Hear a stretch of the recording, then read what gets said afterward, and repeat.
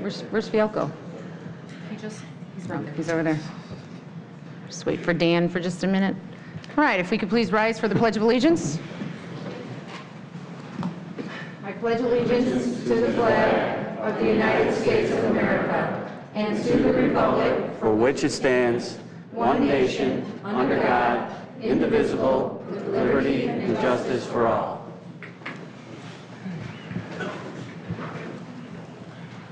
Okay, invocation is next. I'll be giving the invocation today. An invocation is an act or process of asking for help or support, a prayer for blessing or guidance. Tonight, I ask for help, support, prayer, and guidance for the residents in our community who are suffering from mental illness, brain cancer, who's had a stroke, arthritis, speech and hearing impair, lupus, skin cancer, celiac disease, and cystic fibrosis. The reason I asked for this month, as many of you may know, May is the awareness month for many of these illnesses I just listed. The month of May also includes Memorial Day, a day of remembrance of those who have died in service for our country. I ask that we all share in a moment of silence for those who paid the ultimate price for our freedoms.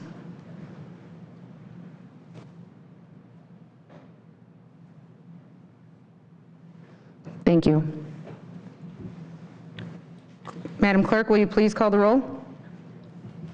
Trustee Mason. Here. Trustee Reiners. Present. Trustee McNaughton. Present. Trustee Consolino. Present. Trustee Fialco. Present? Trustee Stylen. Present. Mayor Knightsky-Trokey. Present. Okay, next on the agenda is resolution number 23-008, appointing Peterson, Johnson, and Murray, LLC as the village attorney. I'd like to make a comment about that before we move forward. With that resolution, being it a contract and being a rate of hourly wage to be Can attached. we have a motion first? Yes, we need a motion and a second, then we can have discussion.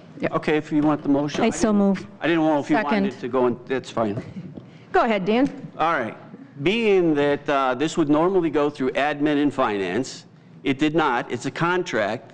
There is no numbers on the amount of pay, and there's a couple other things that would go with it too that I believe that should be moved down to, E should be moved down to K1. And that gives public comment a time to make a comment about the item. It also gives us the opportunity to discuss the things that come with the appointment. That being, again, no admin and finance. It didn't go through admin and finance.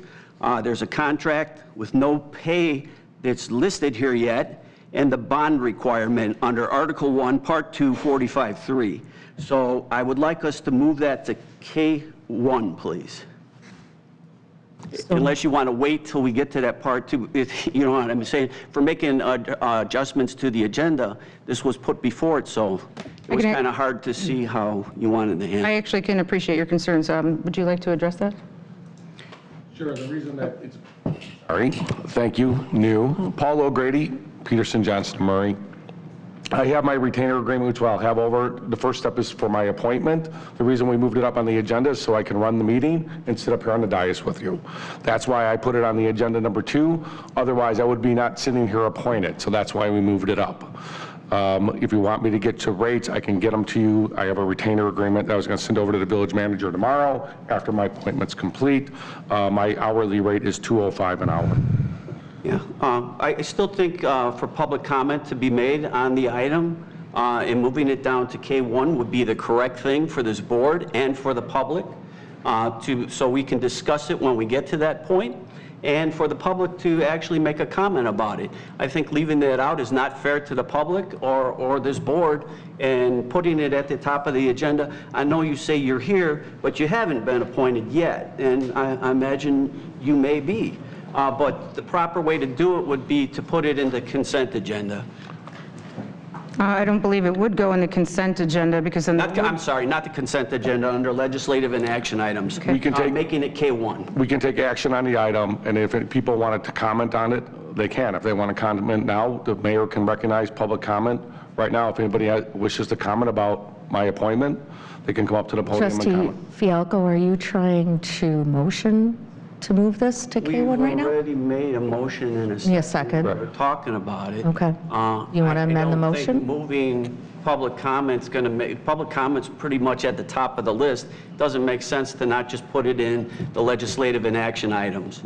It should have been done that way from the beginning. This is a contractual item, and being that it's a contractual item, it should have been under legislative and action items from the beginning, for those reasons. Again, it can be anywhere on the agenda it needs to be. I need to be appointed before I can sit up here. You've been recognized by the chair. I think they can call the roll. I believe, I'm not done yet. I still have the floor, and I am saying, it doesn't, we've run meetings without lawyers before, so it doesn't matter if you're appointed yet or not. Putting it in the proper procedure and protocol makes sense for the public, it makes sense for this board. And I understand what you're saying, but we've run meetings without lawyers before, and soon, before you know it, after K1 is taken care of, you may be on, and then we can roll forward. But I think following protocol, that would be the right way to do it. Okay, I have a comment to make. I do not feel comfortable not having an attorney here. However, I do understand your concerns. I ask you, please don't shake your head. I'm asking you. I can shake Let me finish my statement, Okay, is what I I'm saying. was. Without you disagreeing with me first, I'm actually agreeing with you to a degree. I would make the suggestion that I do not want to have K1 sit through any controversial arguments at this dais. So if we're going to move anything, I'd like to move K1. Do you know what's K1? Do you see what K1 is? I'd like to get K1 done. Okay. Then we can move public comment, both public comments, H and L. Then we can do approval of the minutes, or I'm sorry, then we can do the attorney. I would be. You're okay with that? I would be comfortable with that, as long as it's in that category of legislative and action items, because it's contractual, that would work. I get, I forgot the crowd that was waiting out there. I apologize for that. Absolutely. It is Sue's motion, and I believe Kurt made the second. No, Oh, I'm sorry. Jen? So we need a motion to postpone E that was called, and we had, so we need a motion to postpone E until later, until after K1 on the agenda, and a second. Thank you for your free attorney advice. And public comment, yes. Do I need to rescind my other motion? or- No, you just have a superseding motion to. Okay, I move to have a superseding, That's why we to need it. supersede, to move item K1 up to, Yes, to Up to advance, now. to advance item K1 to before resolution E. to be before Resolution E, and then we are going to move Resolution E. I think you just make one motion, a motion to advance K1 before E, and you need a second. Okay, I so move. Motion to move K1. The non-attorney said. Huh? with the- Yes, okay. whatever he said. I will second that motion. Don't worry, I'll help you. I'll help So you. we're advancing K1. Did we talk, say, I don't hear We can anybody do- put we can public do- comment in there. We can, No, we're making one at a we'll time. make that one after, we'll make that All after right. this. We'll do them one at a time. Fair enough. Thank you. Sue, do you have any more amendments? Okay, well, I have lots of amendments. Well, I think we All should right. just- Do all the I think we amendments should to the just, agenda right now? we need to call a roll on the motion to advance K1 now. Okay. Trustee Fialko, Aye. Trustee Stylen, Aye. Trustee Consolino, Aye. Trustee Reiners, Aye. Trustee Mason, Aye. Trustee McNaughton, Aye. Motion carries. All right, now read K1. Do we have to finish amendments first? No, now we advance K1, so let's read Okay. K1 and take All it. right. I apologize for that.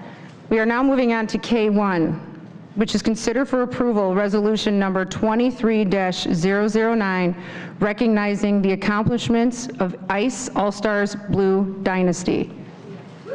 Really, we should have went down the list and then got to K. Yeah, not yet. Sorry. No, we had a motion to I'm going to read the resolution recognizing the accomplishments of ICE All-Stars Blue Dynasty.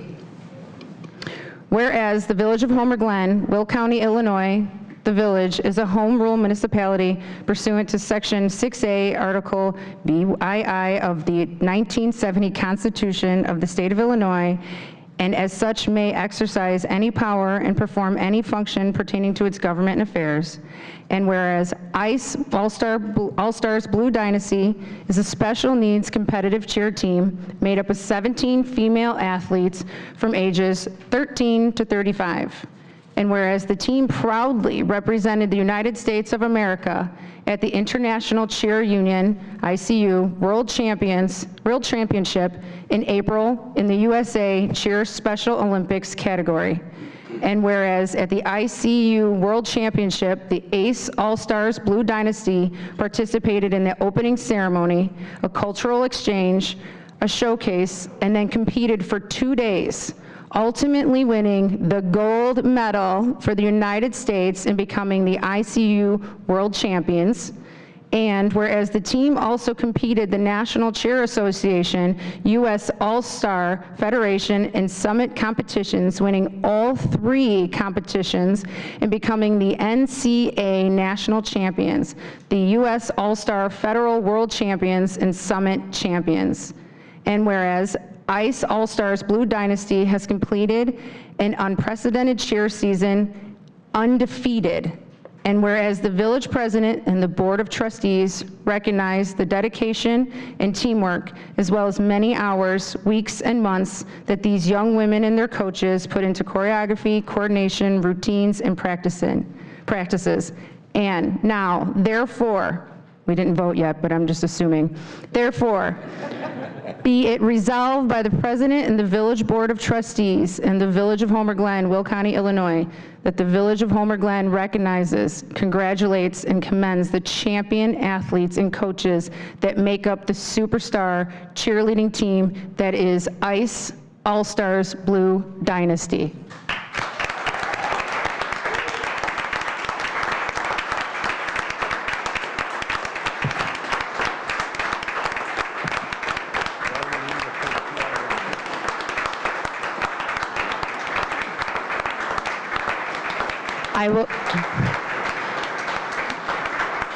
I will be calling the girls up one by one. Konos Corn Maze has donated a $100 gift card to each member of the cheer team. Each of your respectful mayors has written you a handwritten letter, and they will too be recognizing you at their board meeting. So can we please have Aaron Beecher from Crete? Step right over there.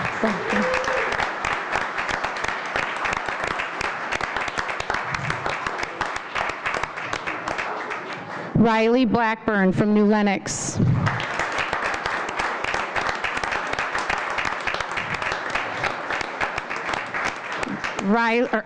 Audrey Chisholm from Homer Glen.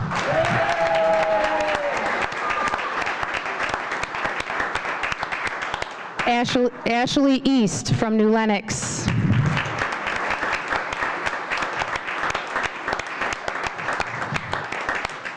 Amber Frangella from Hazelcrest.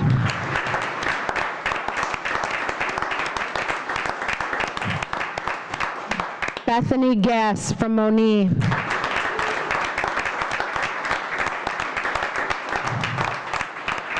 Jaden Gryaga from Frankfurt.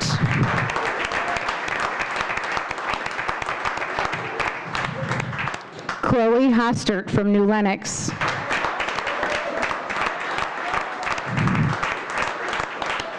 Maddie Kaminsky from New Lenox.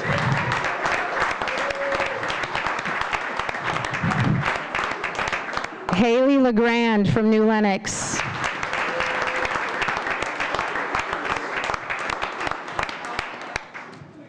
Molly Marchianda from Peatone.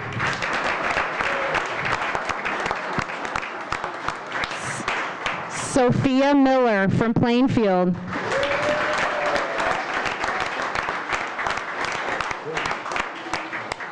Kaylin Moe from New Lenox. She's not here. Joy Nybergall from Crown Point.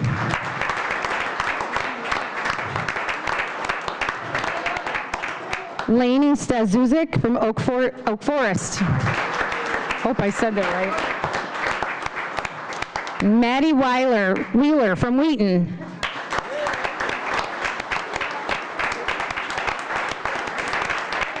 I'd also like to take a moment to recognize their head coach, Kaylee Palick,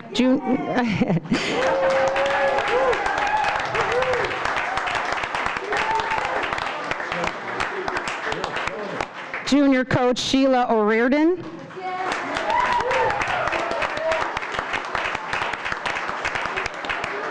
and their buddies aren't here, but Riley Cooper from Frankfurt, Reese Greiga from Paxton, Bryna Johnson from North Aurora, Reagan Kyman from Naperville, and Gia Saucy from Aurora. Take a picture. I'd also like to take just a moment for all the girls to group together, and the trustees and myself would all like to join you in a photo, if that's okay with you. Okay. Oh, and you, and the clerk, yeah, come on.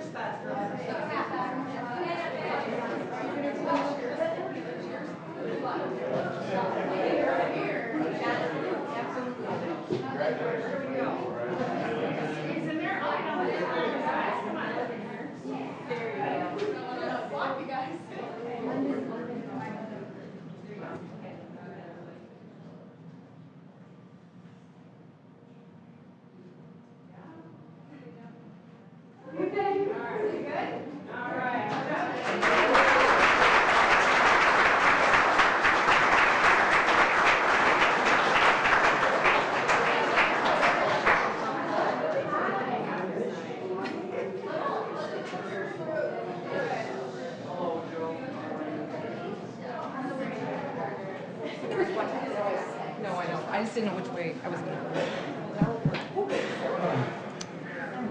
You're very welcome. Thank you, ladies. Thank you for representing the USA. Unbelievable. Yep. What is that? Oh, we didn't vote on it.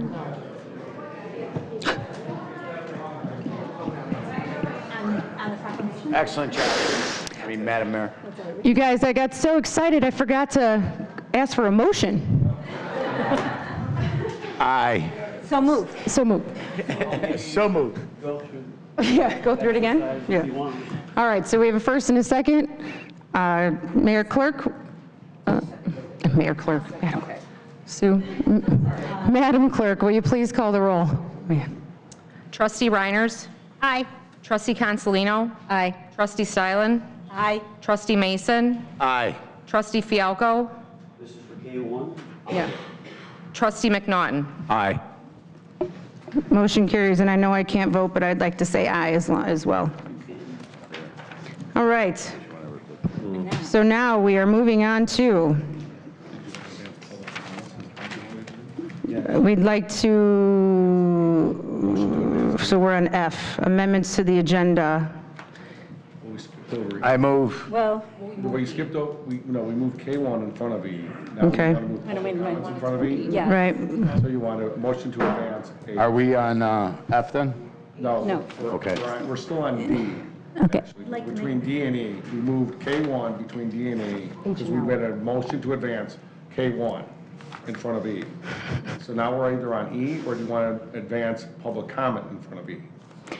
I'd like to move H and L in front of E. Need a second? Second. Craig made the second. I need a roll call, right? We need a second. Craig seconded it. Yeah, then we need a roll call. Trustee Fialko. Aye. Trustee McNaughton. Aye. Trustee Consolino. Aye. Trustee Stylen. Aye. Trustee Reiners. Aye. Trustee Mason. Aye. All right, we're just waiting for the,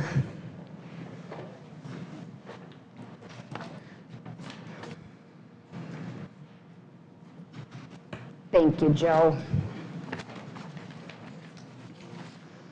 All right, we'll do legislation and action items first. Rose Reinders. Okay.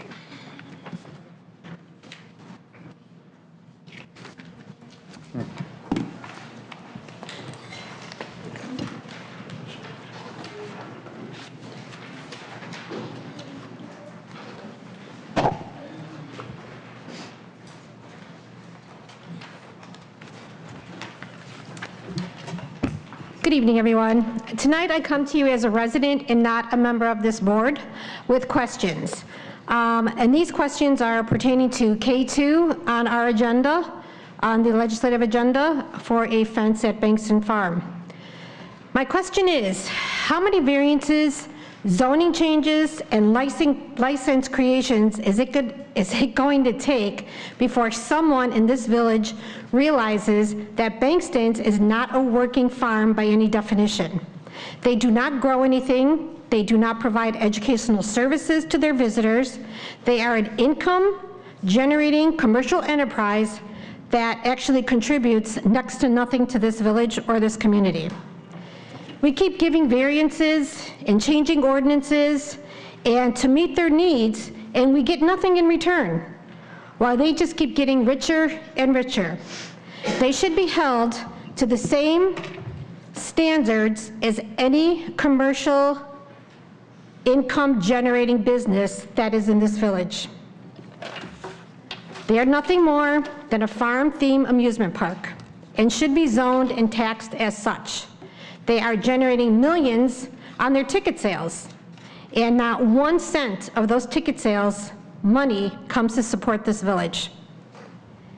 They have, as a resident, senior of this community, and I am a senior and business owner, myself and the rest of this community just experienced a huge increase in our real estate taxes and our water bills. Yet they continue to pay the minimum allowed by being zoned agriculture or A1. It is time to make this community aware. I am not in favor of giving them any more variances, zoning changes, or special licenses until they start contributing to the tax base of this village. According to the National Agricultural Law Center, agritourism is supported, and it is supposed to link agricultural production and processing with tourism to attract visitors to a working farm or ranch. It is supposed to provide communities with potential to increase their local tax base and provide new employment opportunities. Thank you. Thank you, Rose. John Hayes.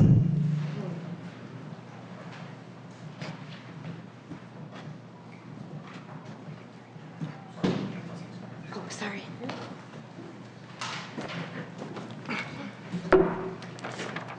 Good evening.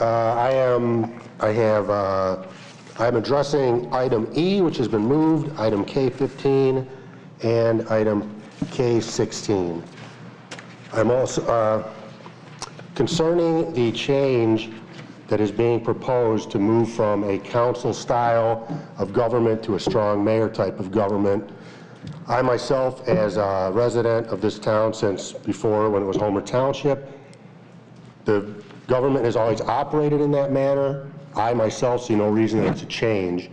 It is interesting that this is among the first things that this new administration wants to change. Nowhere in their platform while they were running was any of this announced, but here it is. I would hope that the trustees that are involved in the vote that will possibly change this, even that's up for question, it'll take a lawyer to figure that out, would adhere to the trust part of their title and do the job that they were voted into and are paid to do. On agenda K15, the recension of the censure, why is that even an item? Why would anyone want to change the historical record of what has been done in this council by previous administrations? And furthermore, of what benefit to the public is accrued when the mayor is then allowed, after this is rescinded, to sign at will without the witnesses of any other member of the council. Sunlight and transparency are the best disinfectants. Item K16, the firing of employees. That also is a power that the mayor seems to wish to accrue to herself. Allowing one person, especially one seeming so desperate and desirous of sole power, the ability to terminate employees, invites abuse and retribution. Very un-American, not in the spirit of what this council has been in the past. it's interesting that this is one of the first items that's brought up so soon after the election. This moves on to item E, the appointment of the new attorney to the village, who is allegedly a major campaign 30 contributor. seconds. And that certainly smacks of backroom deal and payback. In all of this, we can only take cold comfort in the words of H.L. Mencken. The people should definitely get what they vote for, good and hard. Thank you. Thank you, John. Angel Shake.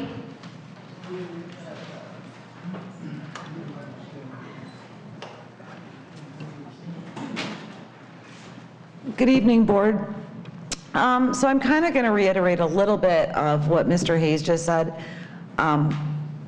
Obviously, the trustees, the newly appointed trustees, you guys were elected. You were elected to represent the people, the same as the mayor. But trustees are just there for that position, and you're supposed to represent, you know, some of the ideas and the will of the people. I don't think that giving any one person, whether it is the mayor or a single trustee, or I just don't think that's in the best interest.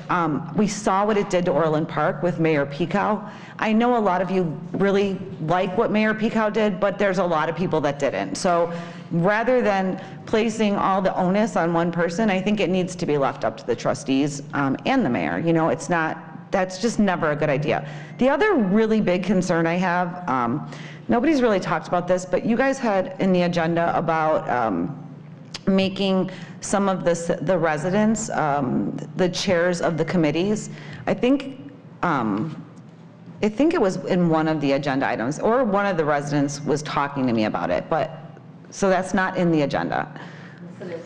That's what I thought. Okay. I don't know why you're looking at me weird, but now I feel like I don't know what I'm talking about. But I'll explain when we get there. okay. So I think that there always needs to be a trustee as a chair or a co-chair of a committee. I just think that's like always important. So as long as there's still going to be a chair or a co-chair, I wasn't really understanding that. So, but I think it's important because that's what you guys are there to do, and you guys are supposed to be the leaders to chair those committees. So hopefully we still have enough people that will chair those committees, because you guys know like the legal aspects of anything, just like we do, you know, at the township. So I think it's important to keep the trustees as a chair or a co-chair. So that was all. Thank you. Thank you, Angel. Jim Shake. A lot of misinformation out there.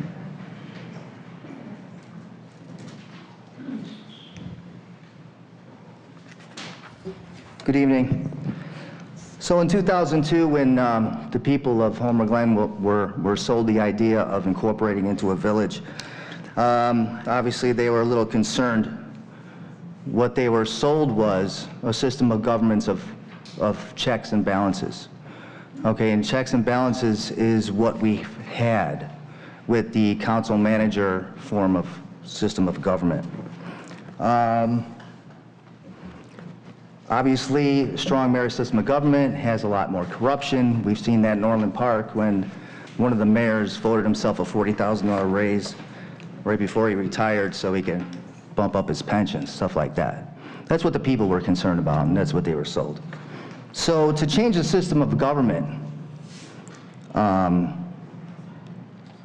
by just voting on it is actually, I think, pretty sure it's illegal. You can't change a system of government without a referendum. So if you want to change the system of government to a strong mayor system of government, you have to have a referendum. If you don't have a referendum, okay, and you just do this de jure, there's going to be lawsuits, I'm sure. So I know that the previous mayor tried to do that, and he had enough respect to the people to do it little by little over many years, so it wasn't noticed, but then it got noticed.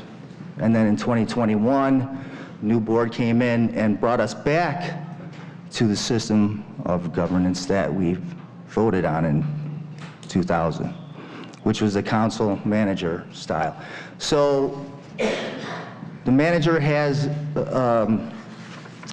oversight by the board has oversight on the manager, You know, the mayor runs day-to-day operations. I mean, it's all system of checks and balances, and no one person has the power, okay, to do any funny business.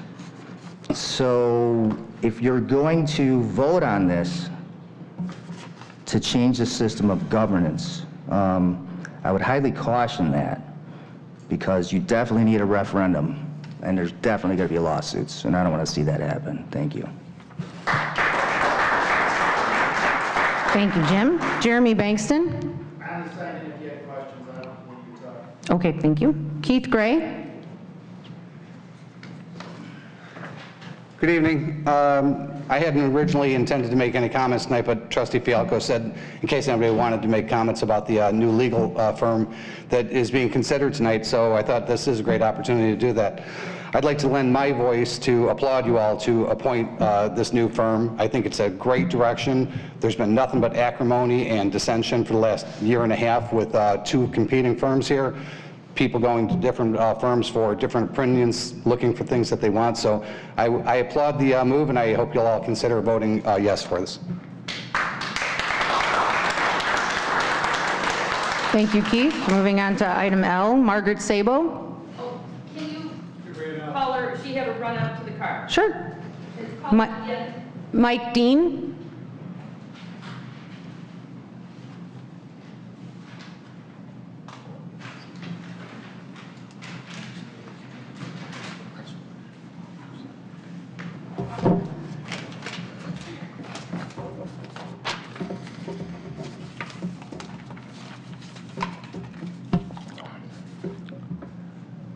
My name is Mike Dean. I'm a veteran. I am a veteran of the Vietnam War. I am a disabled veteran of the Vietnam War. All I'd like to tell you and the board up there, what I saw in the last meeting, was I didn't understand why this memorial, the Veterans Memorial, was taken off of the agenda by the mayor and her board.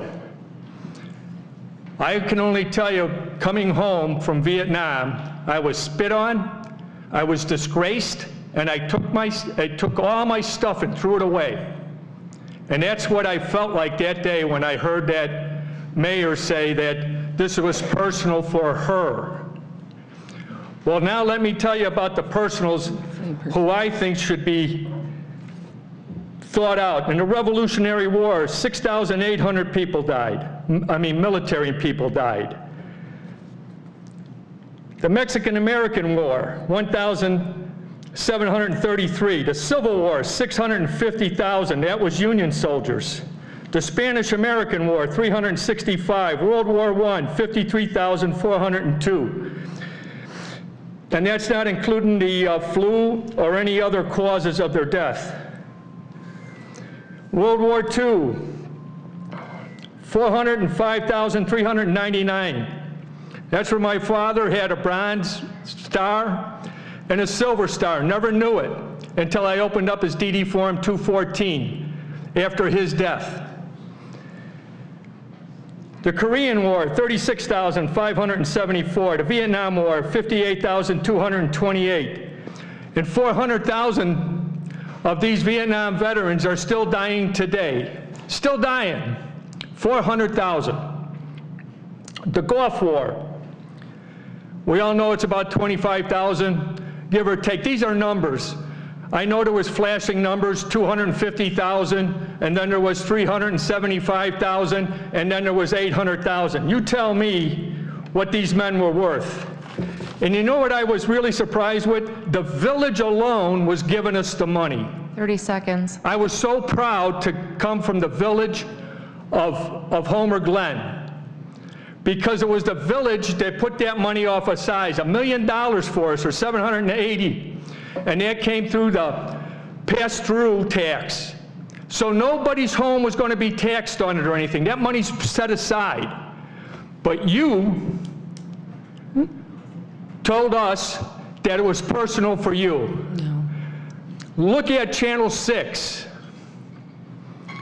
It's personal with me now. It's like I said, when the one guy told everybody that it was arms and limbs and everything, I laid next to him, these guys with arms and limbs. I was so tore up when I heard that man talk. I says, no, this was a memorial for the men who died, everybody, all military men. And I was just hurt inside again. I wish you would reconsider it and take Rose's thing and run with it. Who cares? I mean, I even saw the mayor himself, George, thought this was an excellent idea until it came up to election. I always commended him for it. But when he vetoed it, I was surprised. I was hurt. And then the trustees, a no, and then a no. And then it's not political, but I would have voted no anyway. I love this country. The village is great. And I want to thank everybody in this village for passing that. $800,000. Unbelievable. I still can't believe that a village would pay that. I was proud. So I want to thank everybody. But I can't thank the board for voting it down. I just can't. Thank you, Mr. Dean.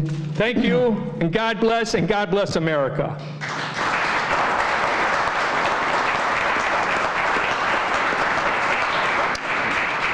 Mike Carlson.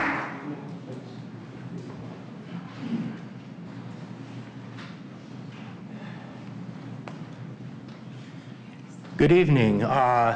Congratulations to our first female mayor. Thank you.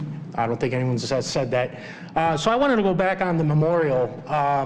You know, we're doing business with business people in town, the village, and A Touch of Green, they've already wasted $80,000 in this memorial of their own money.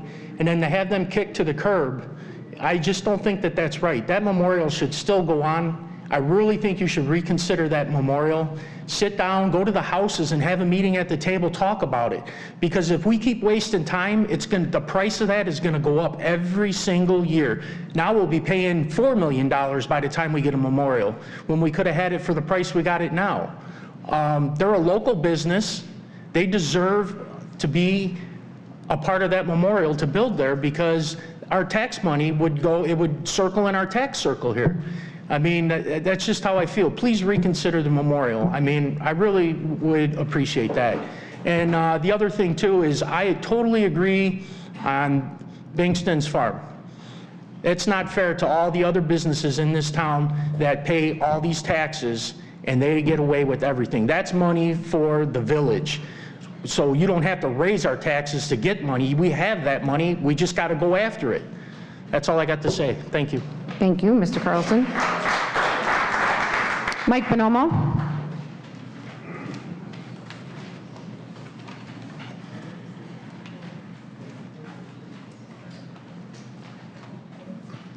Hey, good evening, Mayor, trustees, and welcome to the Village of Homer Glen as elected officials, and we look forward to doing a great job for the village. On the second Tuesday of every month, I gather about 100 plus seniors for Bingo Across the Glory. First, I want to send out a special thanks to Rosie, who always comes out and helps on her own without even being asked, and I just wanted to point that out. This past Tuesday, with the coordination of Josh Bloom, we invited Janie Patch from the village and Hannah Bader from Lakota to discuss a brief overview of the town center visionary process. Janie and Hannah gave a great presentation and answered the questions of why now and what's involved. Quite a few seniors were involved in exchanges with questions and comments about it. Hannah Bader sent me an email today thanking me for giving her a chance to speak yesterday and appreciated everyone's thoughts and ideas. Comment cards were passed out to all the guests and were collected at the end of the event for future evaluation, and they will be given to you once we get them all put together. And I wanted to say this is a perfect example of how the village and the township can work together to get things done. Now for this little event coming up, Dan, called Homerfest. For the past couple years, I had a chance to help out with several different activities related to the fest. One thing I thought would be a great addition to Homerfest, being that an idea with the seniors on the township side all year round, would be to have a senior day. Well, we have a special day planned for the most important fabric of our community, the seniors. Well, we have a special day, well, I already said that. We will have a tent dedicated to the seniors where we will have a comedian, food, refreshments, and possibly slip in a couple games of bingo. What a surprise, right? So it is set for June 25th on Sunday between the hours of 1 and 5 p.m. And it will be on the posters that are being distributed throughout the village. Now for the big surprise, veterans.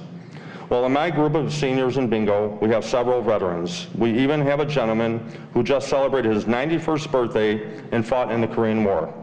So I started thinking, why not have a veterans event at the Homer Fest, something that has never been done before. So here we go. From 2 o'clock to 2:45, the Army, Navy, Air Force, Coast Guard, and Marines will be honored. Our goal is to make it exciting and a great way to say thank you for your service into our country. During the 45 minutes, we will honor each branch, have every war represented from war. I'm sorry? 30 seconds. Okay. From World War II to present, yes, World War II. With the grace of God, we have 2 vets from World War II that will be present to tell their story along with a few others. Rich Oland, one of the vets who I met a couple years ago, stormed the beaches of Normandy in 1944.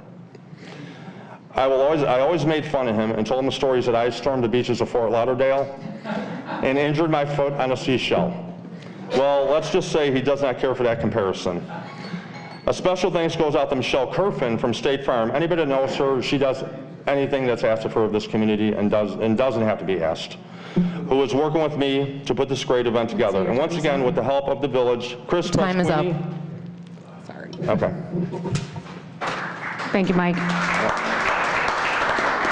Mike, thank you for being respectful and ending it at 3 minutes. We appreciate that.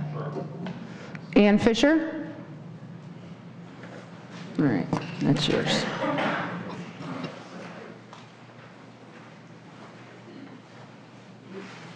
Hi, good evening all. My name is Ann Fisher, and I live in Stonebridge, and I am on their board, their HOA board. So I'm coming, we had our meeting last night, and I said I was coming to this meeting. So I said they were looking over agenda items and everything else. We're very excited that Stonebridge is on the agenda to get redone with their tennis courts. But they had a concern as to the changes from the vote from a all trustee to just the mayor vote. Our board and our members were concerned about transparency, accountability, and neutral optics. So being as this is a public board in charge of the running of a government body, transparency and accountability and checks and balances is paramount. So we all believe that it's better to have a board of trustees and the mayor, everyone involved in the running and the accountability of all personnel decisions. It's my understanding, that I could be wrong, that Homer Glen does not have an HR director or an HR department. And if that is the case, then it's even more important that you have everyone look at this so you do not have, so you have everyone who can look at the regulatory or the compliance issues in labor. That is a critical importance. So that is just our concern, and it's not for any individual. We don't care who's in the office. We cared about the position. We cared about the form of government. And we want to make sure that no one position has any more authority and that everyone has shared authority in the voting members that we all voted for. So thank you. I just wanted to give our 2 cents from the board of Stonebridge. Thank you. Did Margaret Sabro reappear? Yeah. Oh, there you are. First of all, I'd like to know if my voice is reaching the room and back there. Does that count as the start of my 3 minutes? Because I hope it doesn't. There was a referendum, and it's important to know what that referendum was.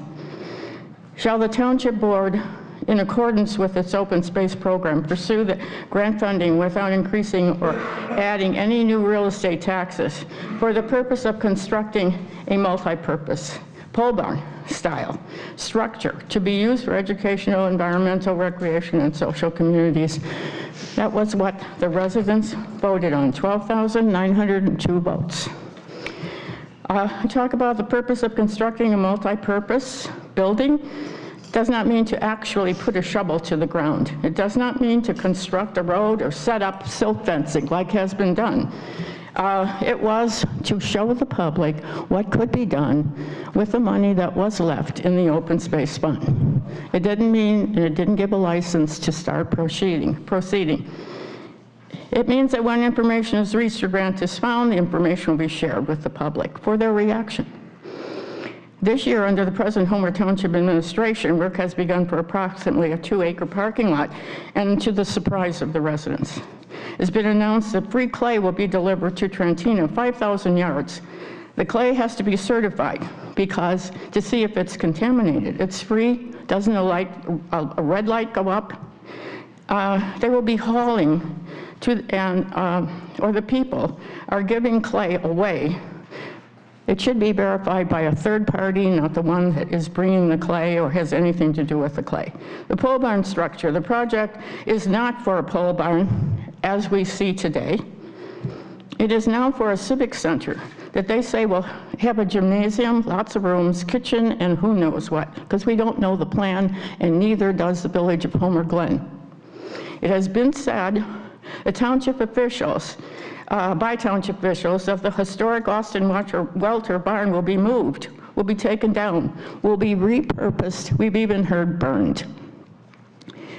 The township says that they will reveal their plans to the public in June or July of their ideas, and then the public can react. Now, that's not the way it's done. We've never seen a piecemeal plan in Homer Glen at all. We see the whole plan, we know what stormwater is going to do. 30 seconds. And the due diligence is done. I say there's too much unknown information. I think this plan should be stopped. The residents should have an opportunity to have input. The clay should not be brought. Contamination stays forever. Thank you.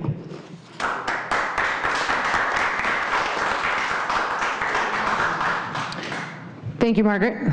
Okay, we are now moving on to item E. Resolution number 23-008, appointing Peterson, Johnson, and Murray, LLC, as the village attorney. So moved. Trustee Consolino? Trustee Fialko? I would like to have discussion, please. Is there discussion? Jennifer, go right ahead. Okay. Or Trustee Consolino, I'm sorry. Thank you. Okay. I have a list of questions, Mr. O'Grady. Are you comfortable answering? Do you want me to? I mean, yeah, go ahead. That's what discussion's about. Well, okay.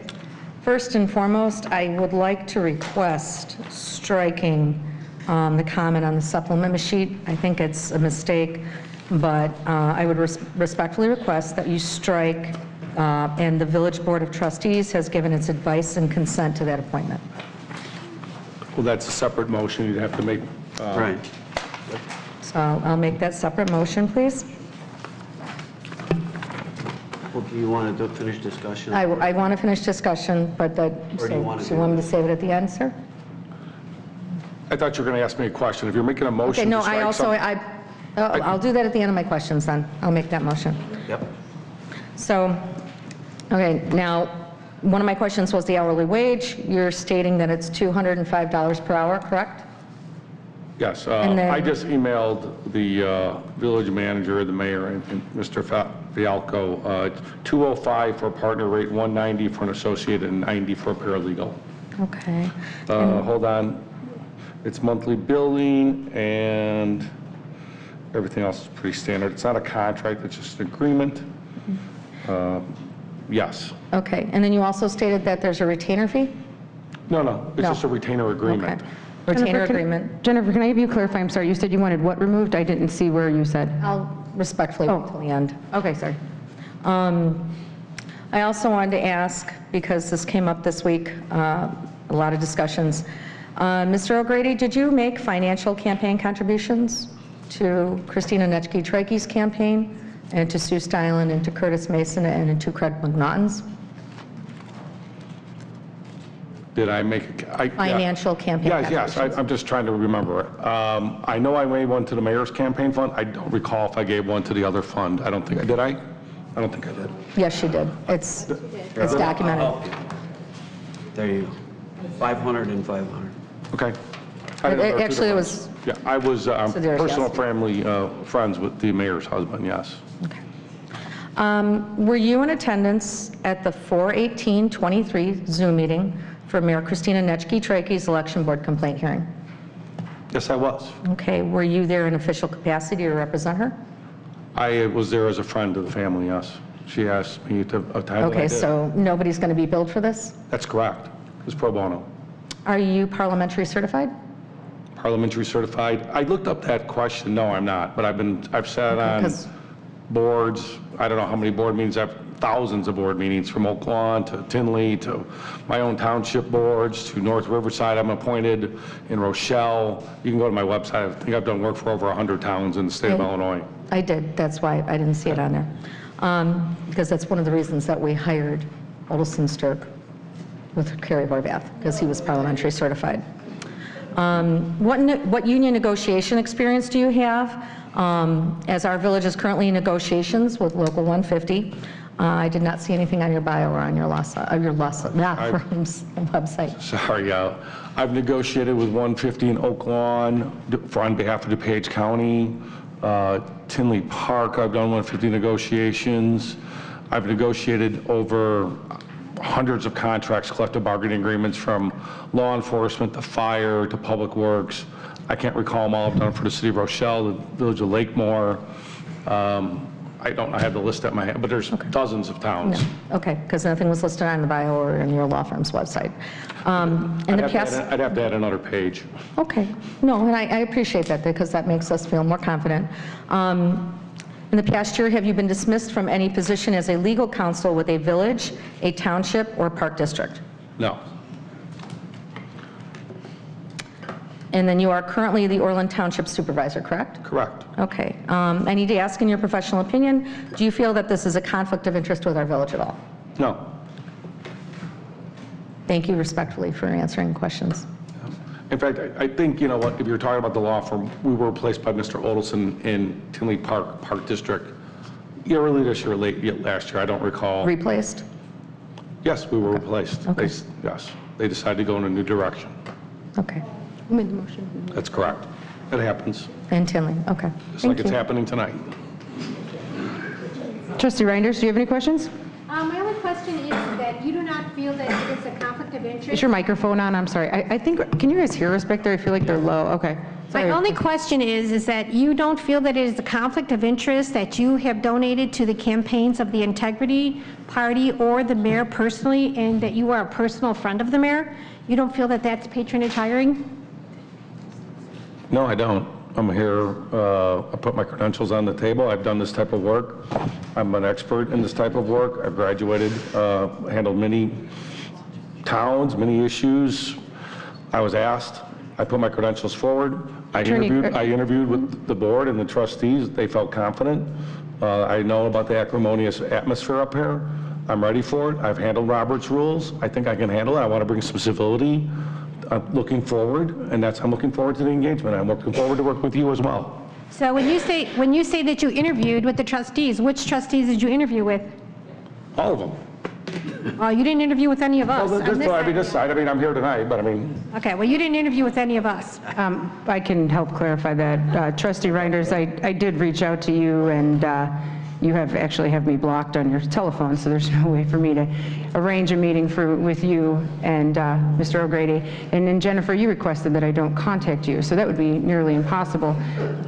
Trustee, Not the case with me, though. You right, could have no, addressed me Trustee through the village Fialko, manager. I did have a conversation with you in the mayor's office to discuss the release of the previous two attorneys and told you the direction I was going in. We did have a conversation, did we or did we not? We had a conversation. I was not part of the Make sure interview. you're right. I was not part of the interview process with Mr. O'Grady.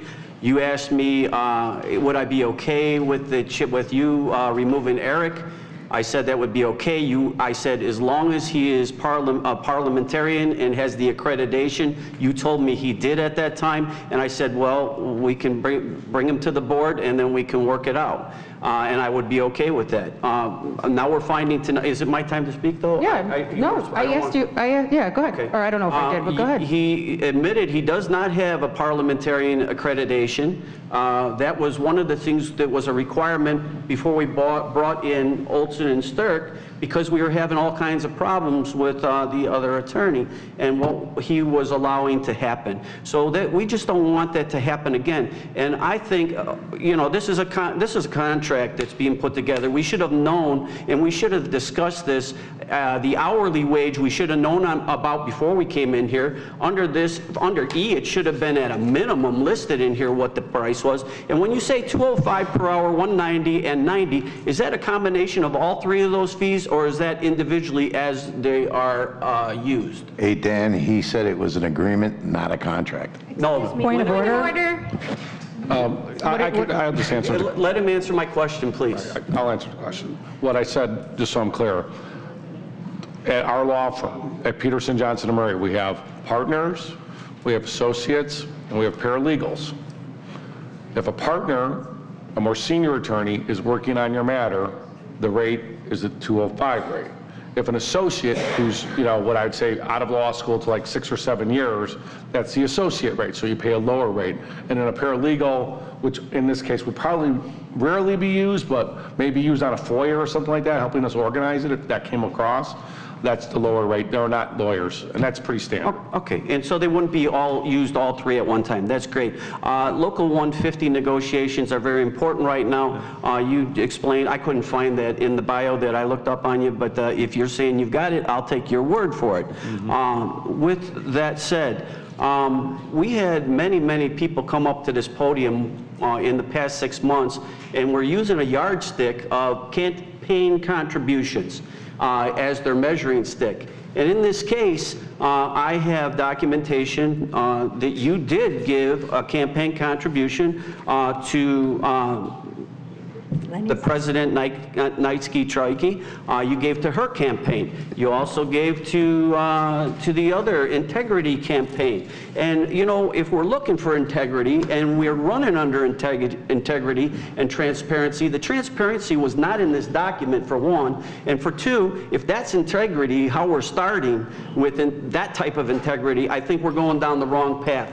I think we can find a law firm that can do this, that doesn't have this conflict, that the people have spoke about. Not this board, it's the people out there that have spoke about it, how that is not fair. And you know what, I looked at your bio, fantastic. We know some people in common. This is not about you. This is about things that have happened in the past here and what the yardstick was used before, and now they want to flip it around and make it a different thing. So with that said, we know that you made the contributions to both campaigns. That's fine. You're able to do that. But as far as you coming in after you do that, that is where the conflict is. And I don't think that you guys are moving in the right direction, especially if you came in under the pretense of integrity. There is no integrity in that. Is that a question for me? I previously had answered that question, but I did notice that Mr. Odelson's wife gave you, your campaign. So, no. I mean, at least I don't hide behind my wife.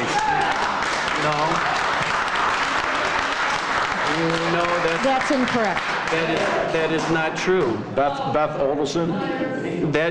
Pull it up on sunshine.org and tell them. Or the Illinois Board of Elections website. That is a fault. Do you have the piece of paper like I have? I have paper to prove. Do you have a piece of paper? I didn't know that I was going to be confronted tonight, so no. Well, we're not here. That again, that's not confronting you. We're just bringing out the facts, and I look at it as political nepotism at this point. And if the residents have come to this podium for the past 6 months, Mr. Fialco, given their comments that they don't want this to happen, then we can't let this board can work on this. We can find a law firm that can fill this spot. We can do it together. You guys promised to work together, and this was the first step where we're not working together, and it's one of the most important things we should be doing.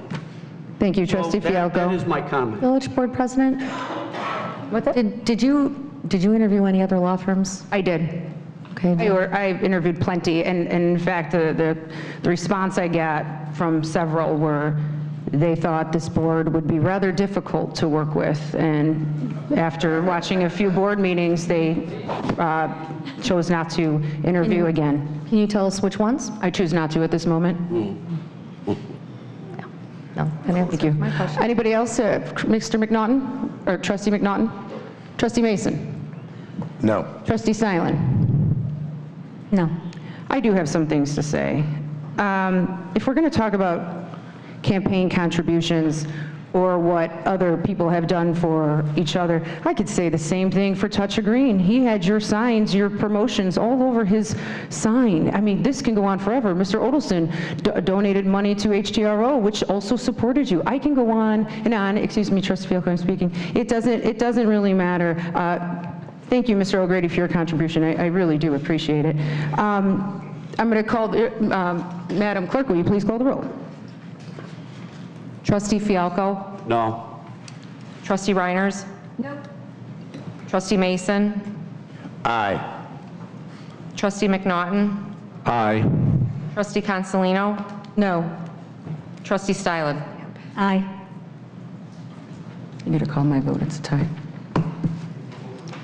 Mayor Knightsky-Trokey. Mayor Knightsky-Trokey? Aye. Welcome aboard. Thank you. Rubber stamp. Madam Mayor, if I could, I appreciate the spirited debate tonight, and I pledge to work on behalf of all the citizens and the other trustees. I'm up here to serve the village and the taxpayers. I've been on divided boards before many times in many different towns. I've always been fair and honest, and I put the best legal advice forward on behalf of the taxpayers and the village, and I pledge to do it here.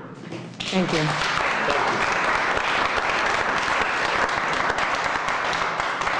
Okay, moving on with approval of the minutes, January 30th, 2023. Oh, you know what? I'm sorry. Amendments to the agenda. I apologize, we skipped that. I'm assuming there's more. You want to go? I have some amendments. Okay. I'd like to remove item K12. Is there a second? Did you say K-12? K12. Second. Is there any discussion? Okay, will the clerk call the roll? Trustee Fialko? No. Trustee Mason? Aye. Trustee Reiners? No. Trustee Stylen? Aye. Trustee Consolino? No. Trustee McNaughton? Aye. Mayor Knightsky-Trokey? Aye.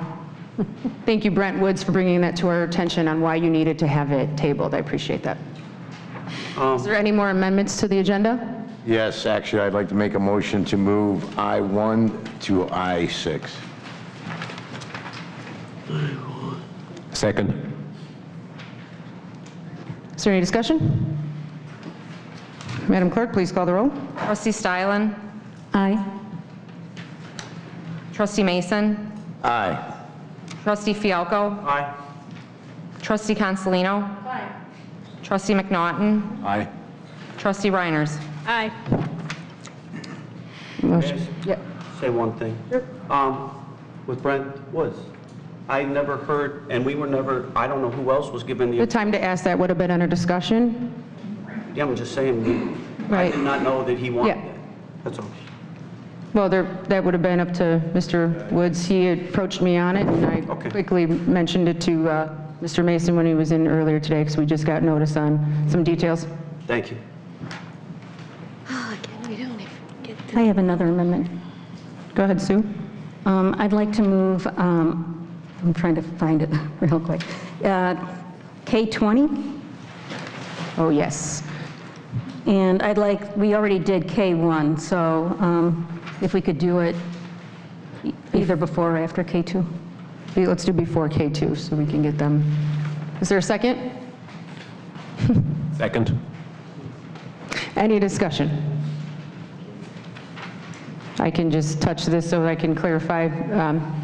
We were asked by Mr. Woods again to move them up because his gentlemen are in the room tonight, and we don't want to make him sit through the rest of this meeting. Madam Clerk, will you please call the roll? Trustee McNaughton. Aye. Trustee Consolino. Aye. Trustee Reiners. Aye. Trustee Mason. Aye. Trustee Fialko. Aye. Trustee Stylen. Aye. Any more amendments? Yes. Trustee Are Fialko? we going in order, or how You you? go ahead. Actually, I'd like to remove from the agenda K-15. I'll second that.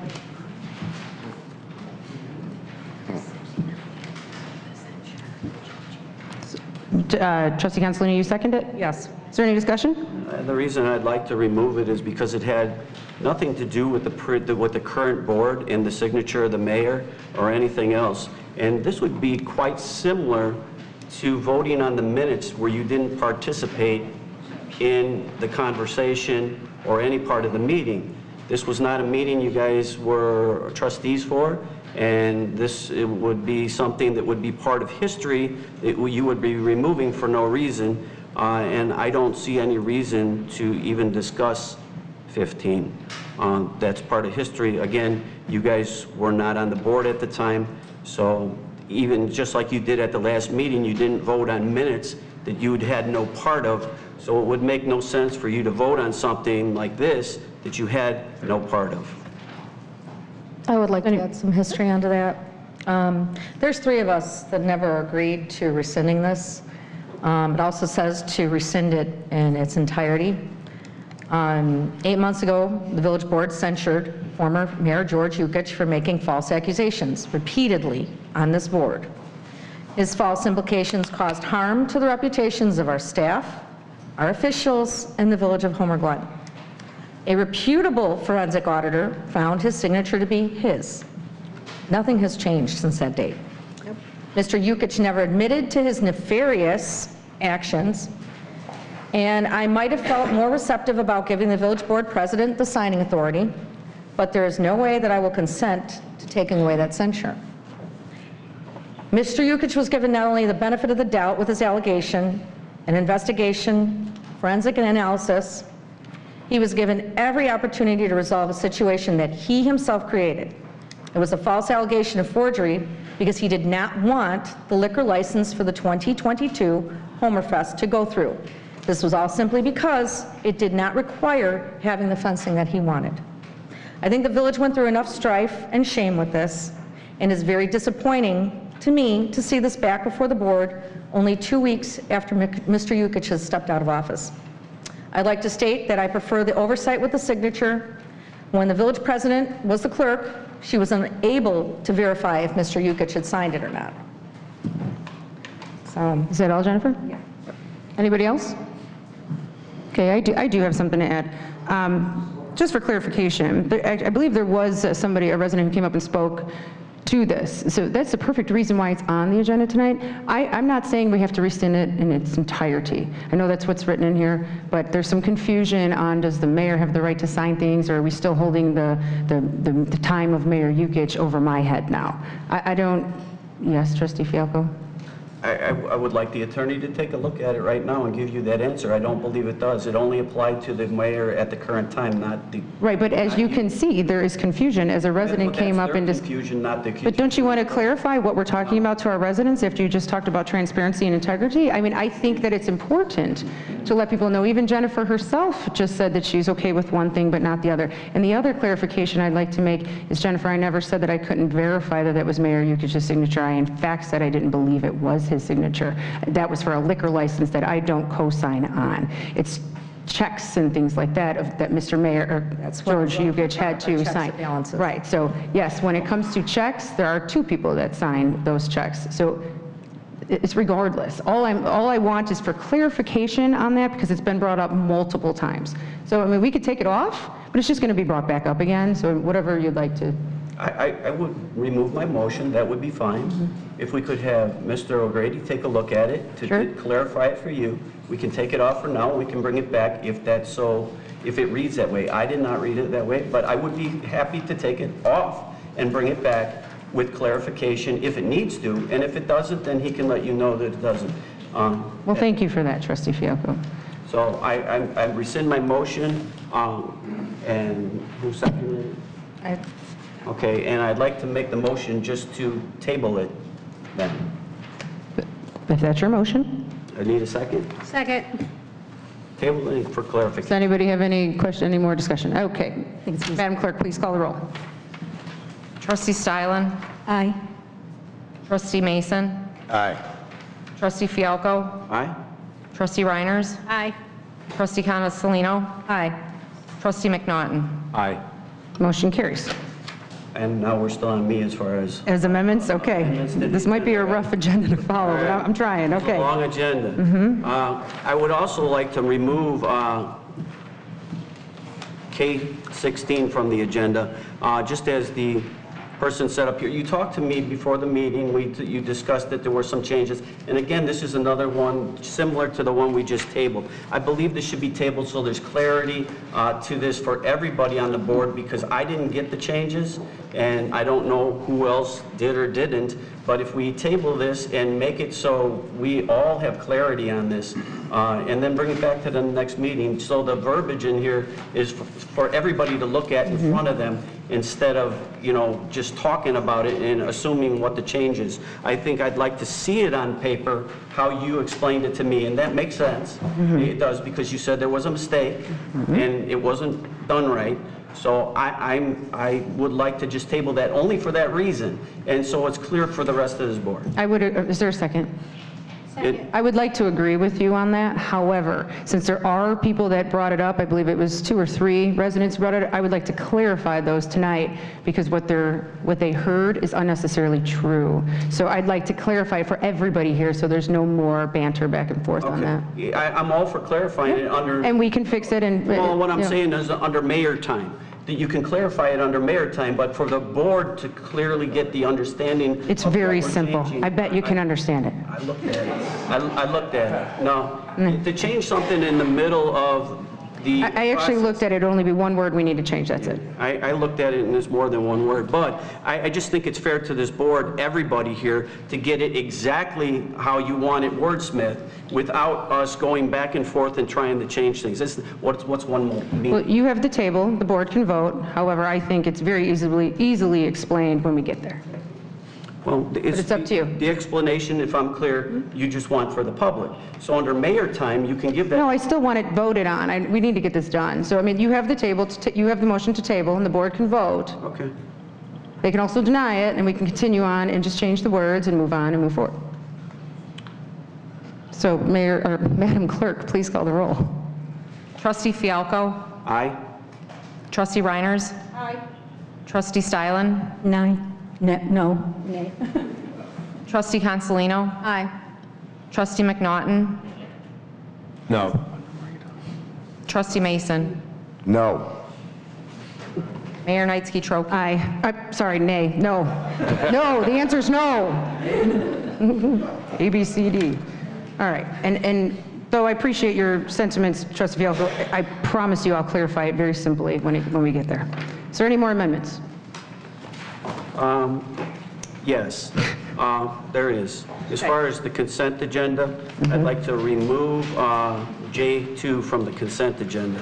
I think we should... I'm sorry?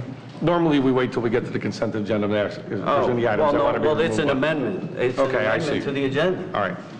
Thank you. And where would you like to put it? I would like to put J2 right beneath, make it 21. Is there a second? So moved. Wait, second.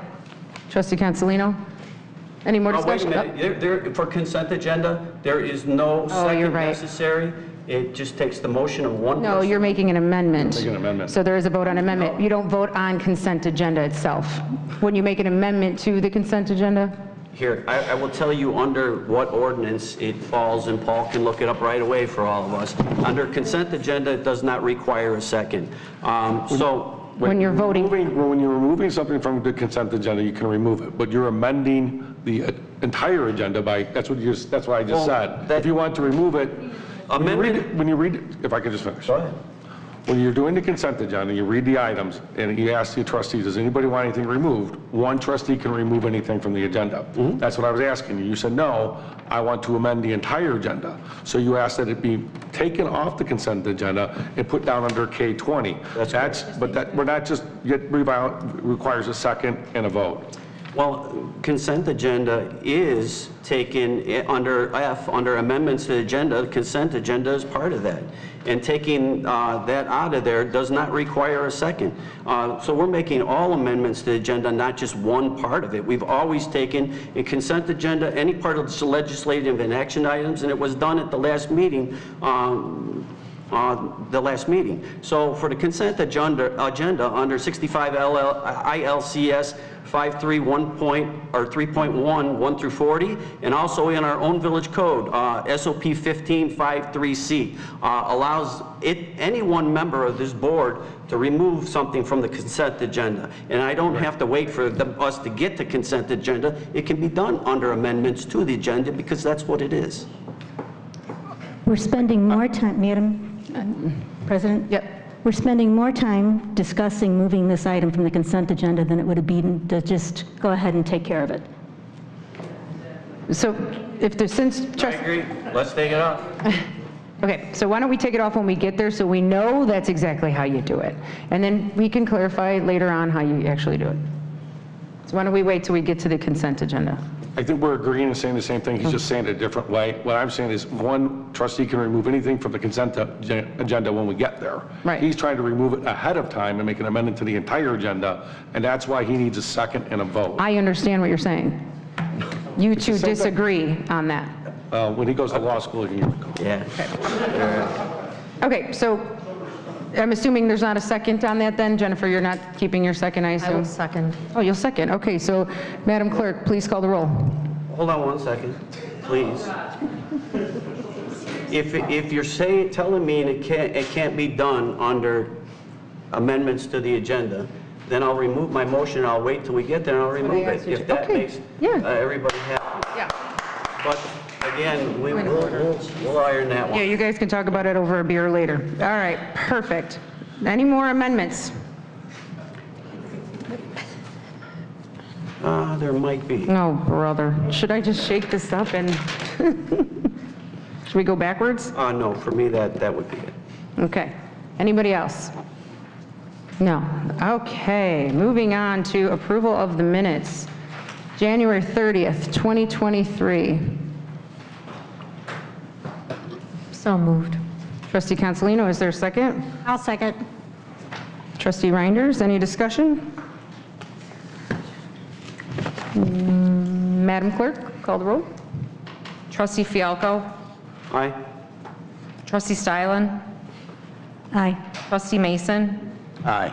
Trustee Consolino? Aye. Trustee Reiners? Aye.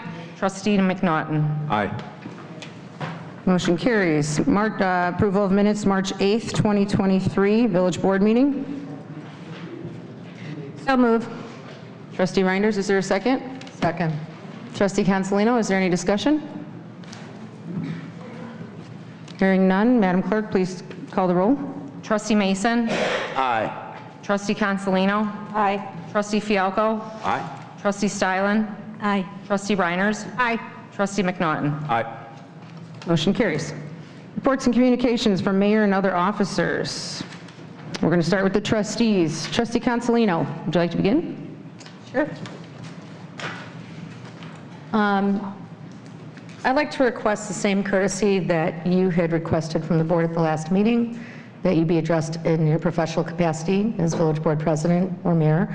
I was not addressed as trustee Consolino, and again, same mistake was made tonight, so I'm going to request that I receive the same courtesy and be called trustee Consolino on the dais. For my trustee report tonight, I want to address the personal attack that I received by the former village attorney, Eric Hansen, during his alleged attorney report on 4/26/23.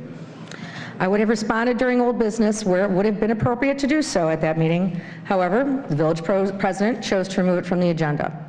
What Mr. Hansen did that night was completely inappropriate. I requested information regarding his billing and services to the village of Homer Glen regarding the sale of village property at 15304 South Bell Road to the Bankston family. I had requested this information via email approximately 6 weeks prior to the 4/26/23 board meeting. Mr. Hansen refused to respond. He chose to wait 6 weeks before addressing me, and he did it publicly at a board meeting. He also did not provide all of the information involved in the sale of the property, the lawsuit, the demolition credit, and the money that the village actually lost with this property. Mr. Hansen tried to justify his costs that the village came out ahead. We did not. Due to Mr. Hansen's refusal to comply with my request for all the information regarding this issue, I have now FOIA'd the village and will provide the actual costs associated with this when they become available. Sadly, this is the same exact thing that I had to do with Mr. Hansen's miscellaneous fees to Seraphin and Associates for hiring a campaign firm to provide services for a campaign ballot initiative. As a trustee and as a fiduciary for our village, it is within my authority to have made the request that I did from Mr. Hansen.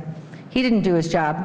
This is just one of many reasons why our previous board had a legislative attorney who was parliamentary certified, where Mr. Hansen was not.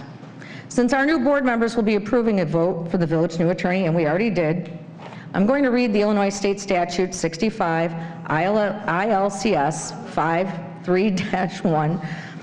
And the statute states, the village president, with the advice and consent of the village board of trustees, to appoint an attorney for the village. The duties of the village attorney are as follows, because there seems to be a lot of confusion with a lot of our public comment on this. Village attorney shall provide such legal advice, opinions, and counsel to the village president, village board of trustees, its officers, its officials, and its employees, as may be necessary from time to time in connection with their responsibilities, their duties to the village, or the business and affairs of the village. Ordinances and resolutions.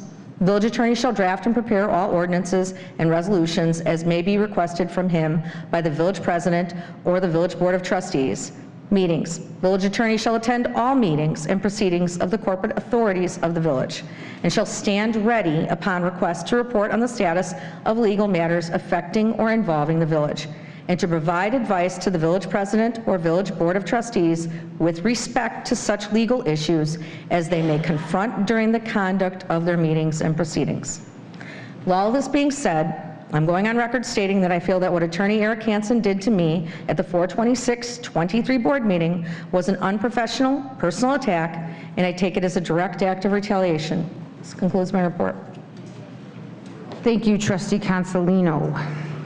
Trustee Reinders.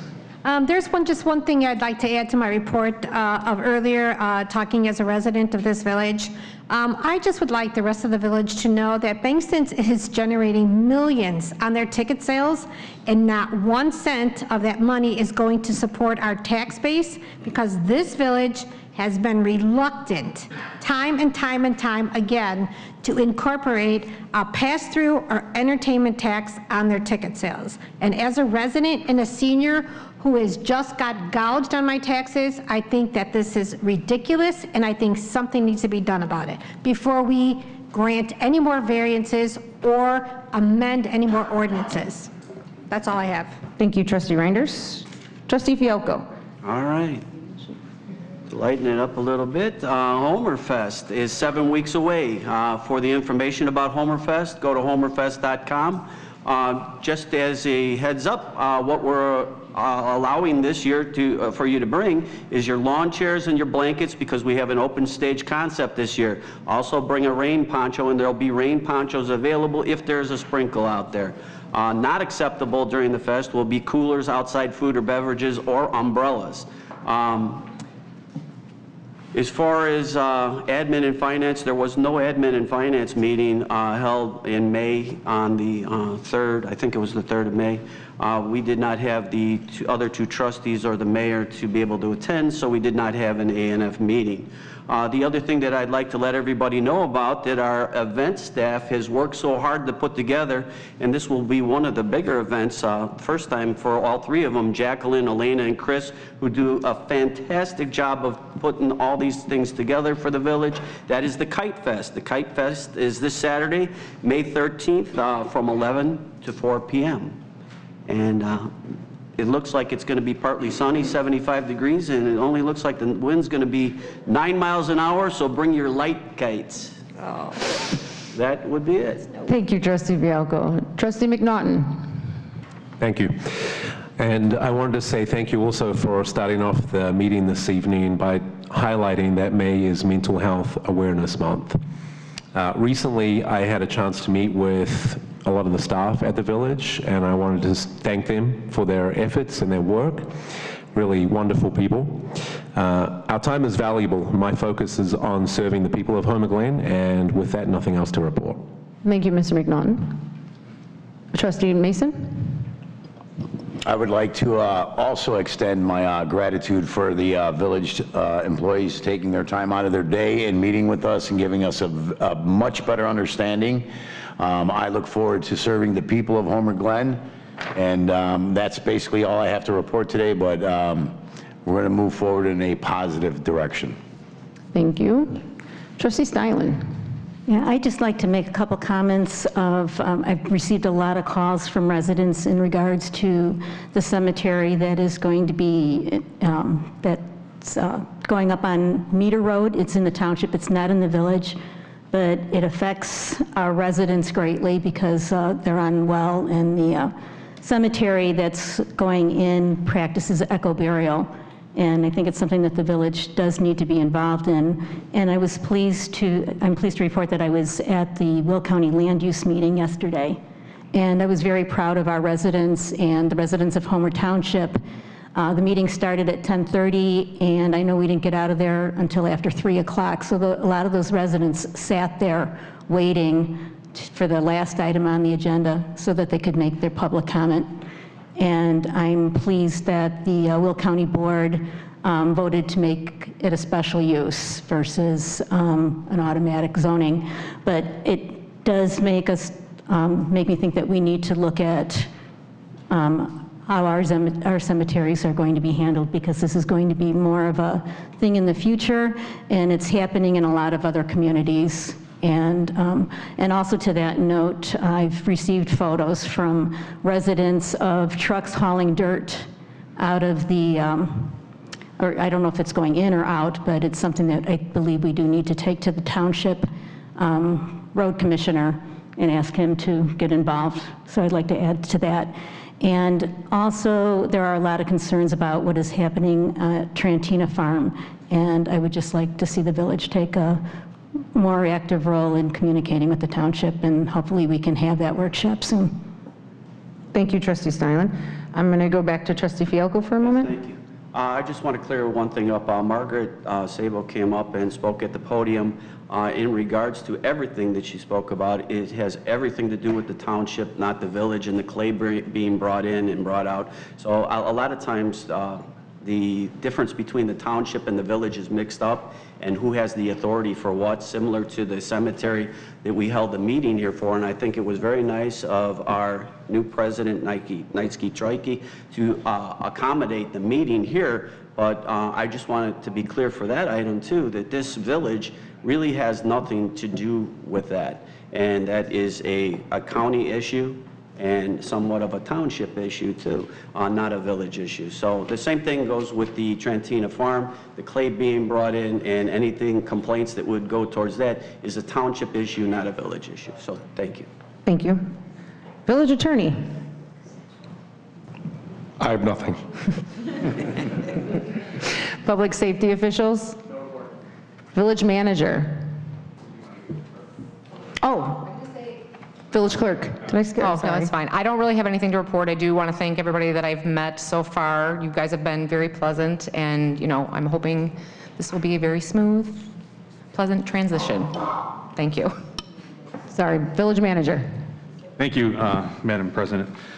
I have a few things to go over, so bear with me. There's a lot of things going on in May. I will start out with the Town Center Community Workshop is May 16th. That's a Tuesday from 5 to 7 p.m. here at the Village. We're going to be setting up some round tables here in the Village. You'll come in, you'll be greeted, sit down, you can give your input on our Town Center. It's something that we've been working with the previous board and trying to move forward with the new board. We did have a contract with Lakota, and they will be here too, so it'd be nice if any residents want to come out, by all means come out. All right. Our commercial building improvement grant is in its new round of funding, and it is posted on our website. So if anybody has questions or concerns, they can visit our website, or you can reach out to us at the Village. Janie Patch, at our Economic Development Director, can definitely assist with that. So I want to make sure that was clear. The town hall meeting that we had the other night on 5/2, the information was typed up. We are reviewing, so we make sure that the minutes are matching the video. We were a little bit delayed because some of the audio was a little hard to navigate, but we're almost at the point where we can finalize that. We're hoping to get it out before the weekend, but just bear with us because it was a two-hour meeting, so we're working through it pretty quick. I just want to give an update to the board. May 20th through the 21st at 9 a.m., the Rustic Vintage Fair will be out there for the weekend. So if anybody is interested, here at Heritage Park, Rustic Vintage Fair will be out here from May 20th to the 21st at 9 a.m. I also would like to say that our stargazing is Friday, May 26th at 7 p.m. This is a great event. We get telescopes out, we get some dark skies, you know. So we're really excited to have that going on in the village. We got a lot of events coming up, so we're excited.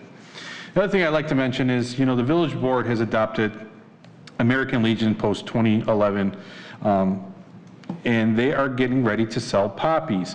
They are asking for volunteers between May 19th through the 20th and May 26th through the 28th to help them volunteer to sell some poppies at Blueberry Hill and Jules between the hours of 2 and 6. You can reach out to post 211 and ask for any assistance from any of the veterans.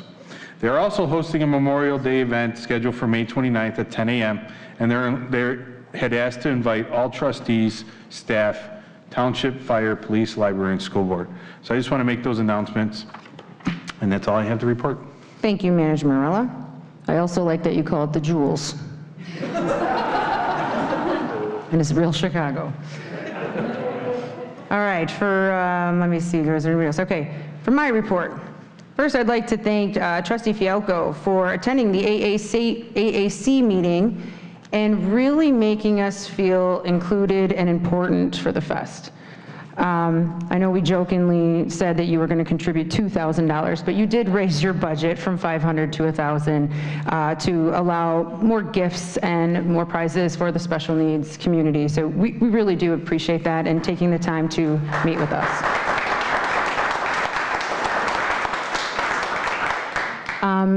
Trustee Stylen, I just wanted to talk to point out one thing. You had said we need to look more into our ordinances. I just do want to clarify on one thing, that our R2 districts, which do allow cemeteries, it is a special use, just for clarification in Homer Glen. Yeah, I just want to add the procedure for that, because there's a lot of new stuff coming, and just how we handle it when it does come. Absolutely. I know that I do have one special guest tonight that I would just allow to introduce himself. We have Jim Richmond from the Will County Board, District 4 here. So Jim, would you like to come up and introduce yourself and say a few words? Sure. First off, congratulations to Homer Glen, the newly elected officials, in that I spent 11.5 years on the Mokina Village Board, as well as 4 years on our Park District, so I know the time, dedication, and effort that it's going to be entailed for you in the next 4 years. So, you know, congratulations. Thank you. And, you know, just do what you can for the residents. That's what it's all about. Like the mayor said, as I was recently, I'm going to try and stand like this so I can address everybody if you don't mind. I was recently elected to the Will County District 4 Board. I was here last Tuesday for the meeting that you hosted. Thank you very much. Yourself and your staff did a great job on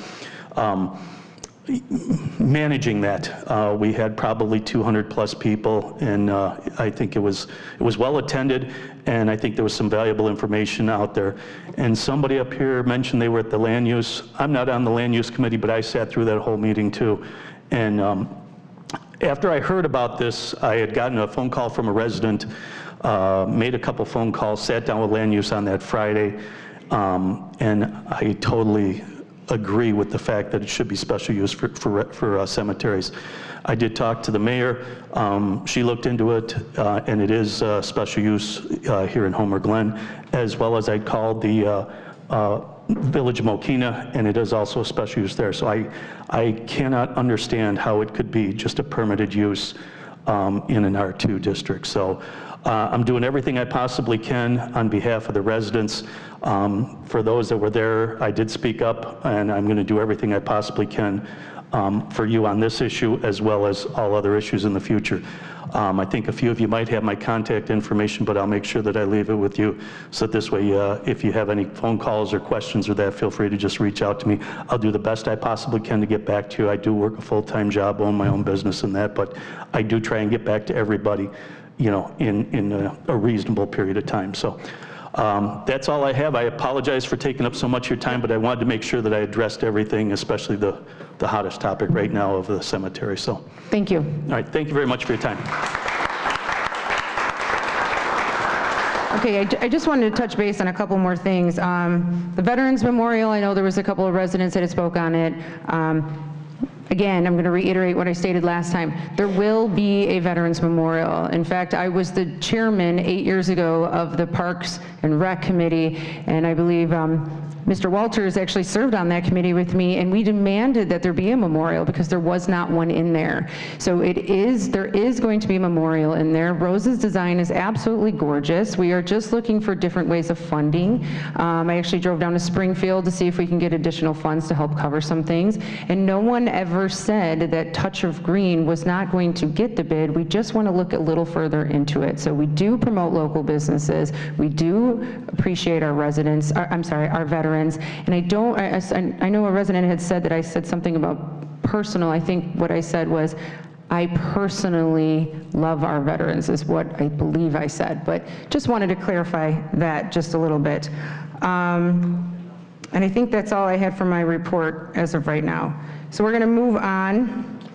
Excuse me, but there were so many changes. I believe we're moving on to the consent agenda. Right. J1, consider for approval the accounts payable for the period. Am I correct? Yes. Well, unless you're going to say, do you have any amendments to the consent agenda? Trustee Fialco, do you have any amendments to the consent agenda? Yes, I do. And what would those be? I'd like to remove J2 and move it to 21.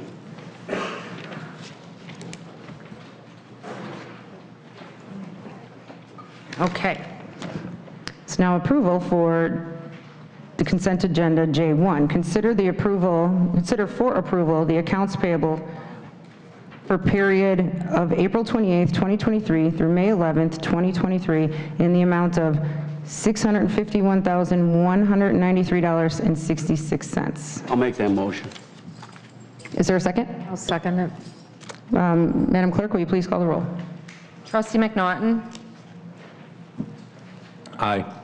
Trustee Fialco? Aye. Trustee Stylen? Aye. Trustee Reiners? Aye. Trustee Mason? Aye. Trustee Consolino? Aye. Motion carries. Okay, now we're moving all the way to K20. Consider for approval a proclamation designating May 21st to May 27th, 2023 as our Public Works Week. Mr. Woods, would you like to read the proclamation, please? Thank you, Madam President. The American Public Works Association for 63 years has highlighted the third full week of May as National Public Works Week. Just kind of to focus on the importance that Public Works has in your daily lives. So they ask each community to do this proclamation, and I'll read it for you now. Whereas Public Works professionals focus on infrastructure, facilities, and services that are of vital importance to sustainable and resilient communities and to the public health, high quality of life, and well-being of the people of the village of Homer Glen. And whereas these infrastructure, facilities, and services could not be provided without the dedicated efforts of Public Works professionals at all levels of government and the private sector who are responsible for rebuilding, improving, and protecting our nation's transportation, drainage systems, public buildings, and other structures and facilities essential for our citizens. And whereas it is in the public interest for the citizens and civic leaders of the village of Homer Glen to gain knowledge of and to maintain an ongoing interest and understanding of the importance of public works and public works programs in their community. And whereas the year 2023 marks the 63rd Annual National Public Works Week sponsored by the American Public Works Association, now therefore be it proclaimed that the President and Board of Trustees of the Village of Homer Glen do hereby designate the week of May 21st through 27th, 2023 as National Public Works Week in the Village of Homer Glen. Be it further proclaimed that we urge all citizens to join us in recognizing the substantial contributions of the Public Works Department it makes in protecting our health, safety, and quality of life. That was the proclamation. I'd like to, may I say a couple more words? Sure. Okay. So the crews that we have are the crews that keep the stormwater flowing to where it has to go. We're the crews that repair your roads. They're the crews that keep your streets safe in the winter. And everybody can understand that because we have probably the best streets of all of the surrounding communities in the winter. They're the crews that replace your driveway culverts. They're the crews that make the line of sight improvements on the road so that to help people avoid accidents. They are first responders, and in my view, they are every bit the heroes that our police and firemen are. I do have a couple of my crew here in the audience, and I would ask them to please stand up. I have Rick Last, Scott Kuser, Tom Duda, and Pat Healy. And if we could, I would like to give these guys a round of applause.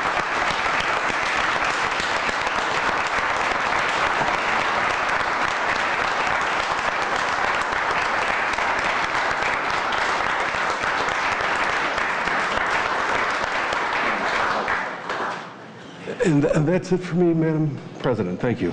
Thank you, Mr. Woods, and thank you, guys. We appreciate all that you do. Okay, now moving on to, back to K2. Oh, we didn't vote. Oh, motion. Did we make a motion? No.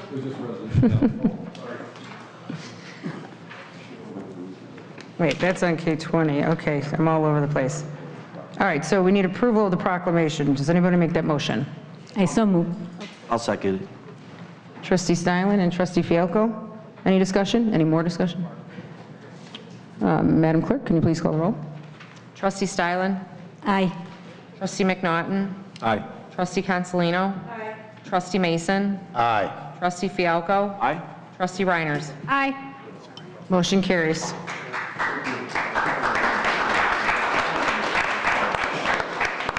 All right, now moving on to K2. Consider for approval ordinance number 23-024, a request for an amendment to the Planned Unit Development, PUD, granted by ordinance number 17023 for an exception to increase the maximum permitted height of a fence and any associated gates located in the front yard from 4 feet to 6 feet for certain real property located at 13341 West 151st Street, Homer Glen, Illinois, HG-2310-S Bankstons. I'll make that motion. Trustee Fialko, is there a second? I'll second. Trustee Mason, discussion. Trustee Fialko, would you like to go first? Just taking a look at this, I do notice that the Planning Commission voted 7-0 to adopt. What happened? Sorry. Although, looking at the height of the fence, without some type of pillar between it or some type of, here, that's all about the rural charm over there, right? That's kind of almost like the focal point of our whole community when it comes to rural charm. Now, when I look at this fence that the picture is showing, and I think of a 6-foot fence for the whole length of almost of 151st Street, that's what it looks like. I think that does not complement our rural charm. If the fence was to have something else to complement it, whether it be some type of pillar between the iron fence pieces or something else to make it look like it fits into the community instead of looking like a prison. So I took an oath here when I came in that I would help keep the rural charm. Now, can we get a fence? Can we come to an answer where we can all agree upon to get you the 6-foot fence for what you're looking for? And so it looks like it fits into the community without looking like a prison? I think we can, but the way it sits, I'd actually like Melissa to help us out with it if she could, unless somebody else wants to say something first. But I think this does take away from the rural charm, though I'd like to help a business. We always try to help businesses here. You can look back the last 2 years I've been here, I've done everything I can possibly do to help businesses. But with this case, That is how I look at it. It doesn't fit the rural charm, and that's what most I'm concerned about.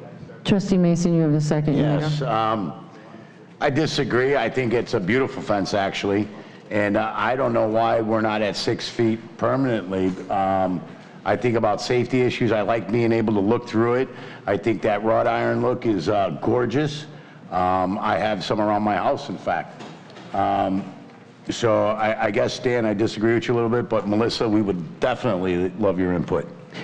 Melissa, can you please clarify for the audience what we're looking at on the screen and what is on the agenda? Because it actually says K5 and it actually has a different ordinance number, and just explain. Because mine says K5 when we're actually on K2. Notice the ordinance number. And then the ordinance number is actually different. So is there a reason for that? No, Okay. I don't think so. I think that's just a mistake. It's a rough night, we understand. So just ignore what's up top, right? Okay. And then we do have Mr. Bankston here. What is here matches the agenda and the item and the ordinance prepared, which is 23024. So I apologize for that. So that's cleared up here. The request is for, in our general regulations of our fence code, you're not allowed to have anything higher than a 4-foot fence and open in the front yard. And the Bankstons have requested that along, if you could shift to the next slide, Gia. What they've asked for is to have that length along the entire frontage of the property. So the way that the motion is written is kind of a blanket. It's not specific to an area, right? So it would be anywhere along that frontage. They're not anticipating that be installed right away. It would be over time.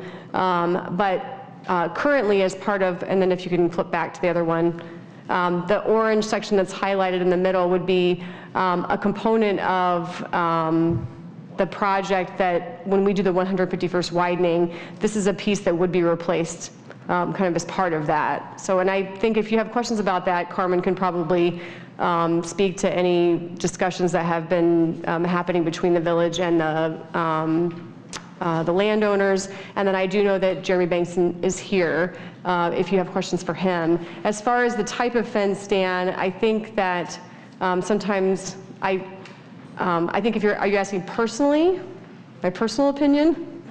So I think it's subjective, right? Fence style, fence design can be very subjective. I do think I hear what you're saying. You know, I think stockade fencing or split rail fencing is more in line with farm style design. But I do think that decision, that type of comment can be very subjective depending on the person that's being asked. Jeremy, again, he might be willing to discuss that with you if you bring him up here. Yeah. I do have something to add to that, unless another trustee has something to add first before Jeremy speaks. I'd like to hear Mr. Bankson's. Okay, I'm going to finish my comment. I do understand the 6-foot running Konos farm. We have a separate private road on the actual property, and the reason we did that is because people tend to get a little crazy and they like to chuck corn or chuck pumpkins over, onto the street. And from what I understand, there's a road widening situation going on, not because they asked for it, but because the county had asked for it. So they're asking for a 6-foot fence, if I'm correct. It's actually our project. It's the village's project. Oh, I was told it was the county earlier when I asked that question. The village's project. And we're getting funding state. Yes. Okay, thank you for clarifying. Either way, the safety of that road, where their business butts up to the road, to prevent any accidental issues happening, I understand personally how that happens. So that was my comment. Now, if Mr. Bankson wants to come up to the dais, did somebody?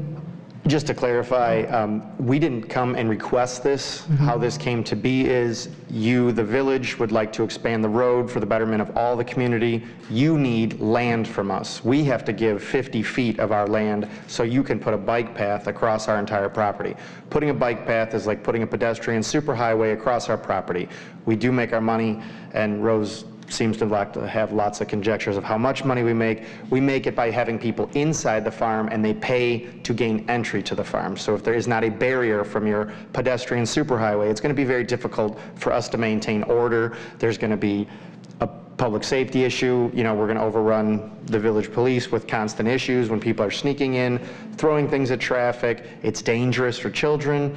You know, as anybody knows that drives down 151st Street now, it's incredibly and wildly dangerous how many pedestrians and children are traveling to the creamery or just from the bike path that goes north and south.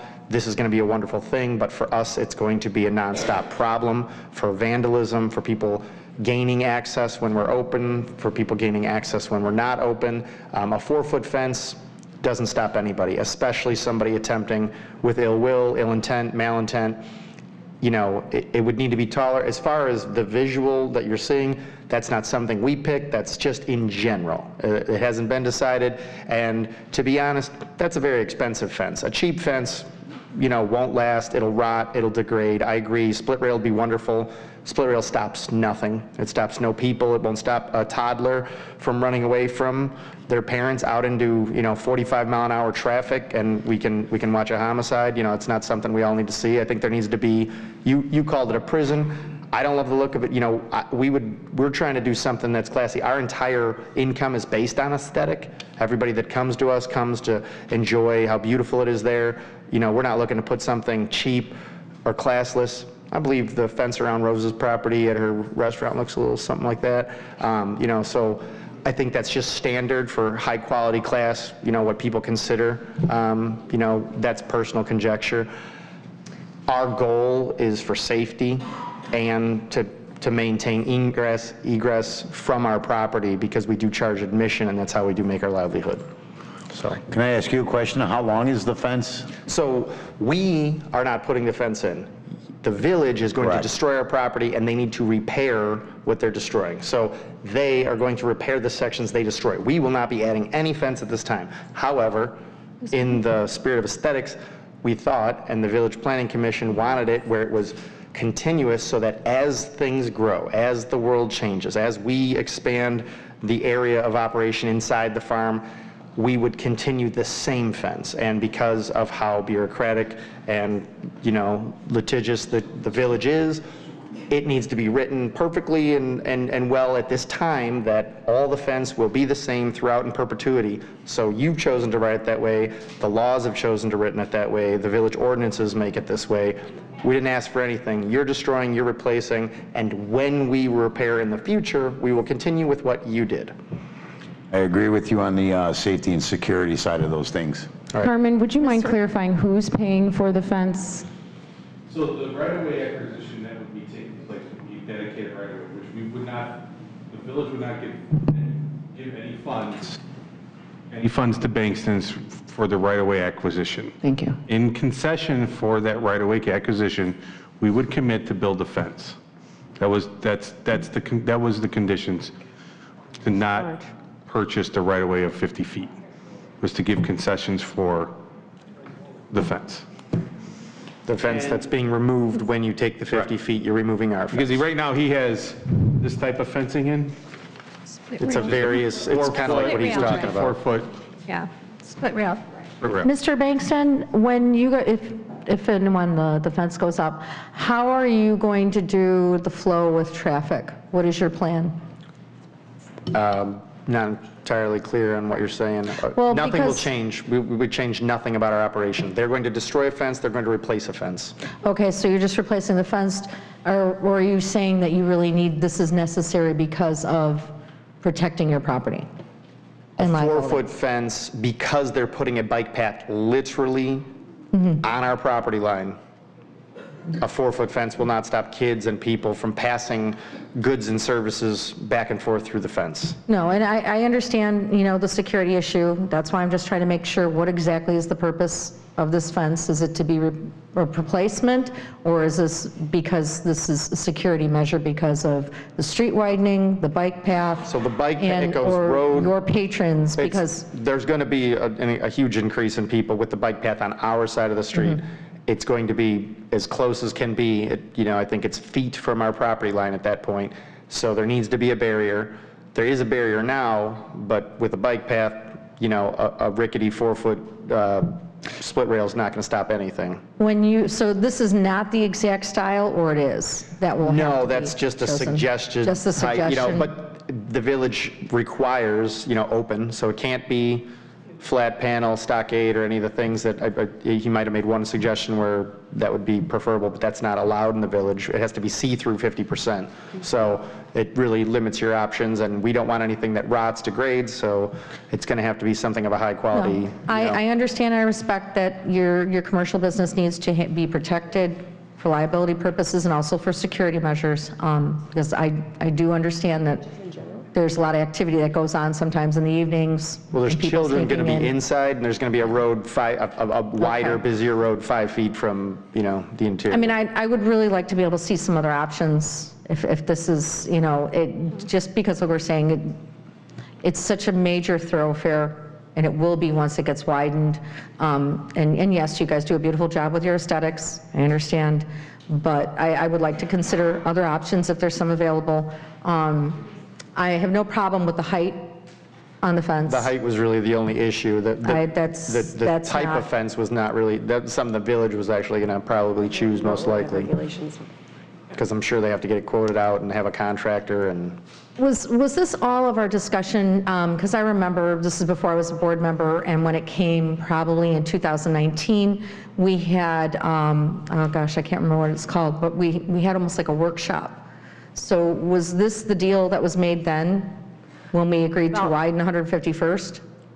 No. So I don't think so. The project kind of got stalled with COVID, so we had to move it forward. And to do the right-of-way acquisition, Bankston's and our group decided that if we could do this dedicated right-of-way, they would like to see a 6-foot fence. So this was where we came into an agreement. We would get the right-of-way, and then we just offset it with the fence cost. And then has anybody discussed this with the neighbors that are off of Rosary and then right behind, like in between? They would have Rosary? been noticed for the public hearing, and nobody called. And nobody showed up, there was no public comment, there was. And we got and there was no public So testimony. they have a lot of issues, I know as well, but as long as there's no complaints from the And neighbors. this fence wouldn't go along that property line. It would only be the street side. Okay. Yeah. Okay. And I think it being that it's see-through is also good for safety and security. Well, And maybe,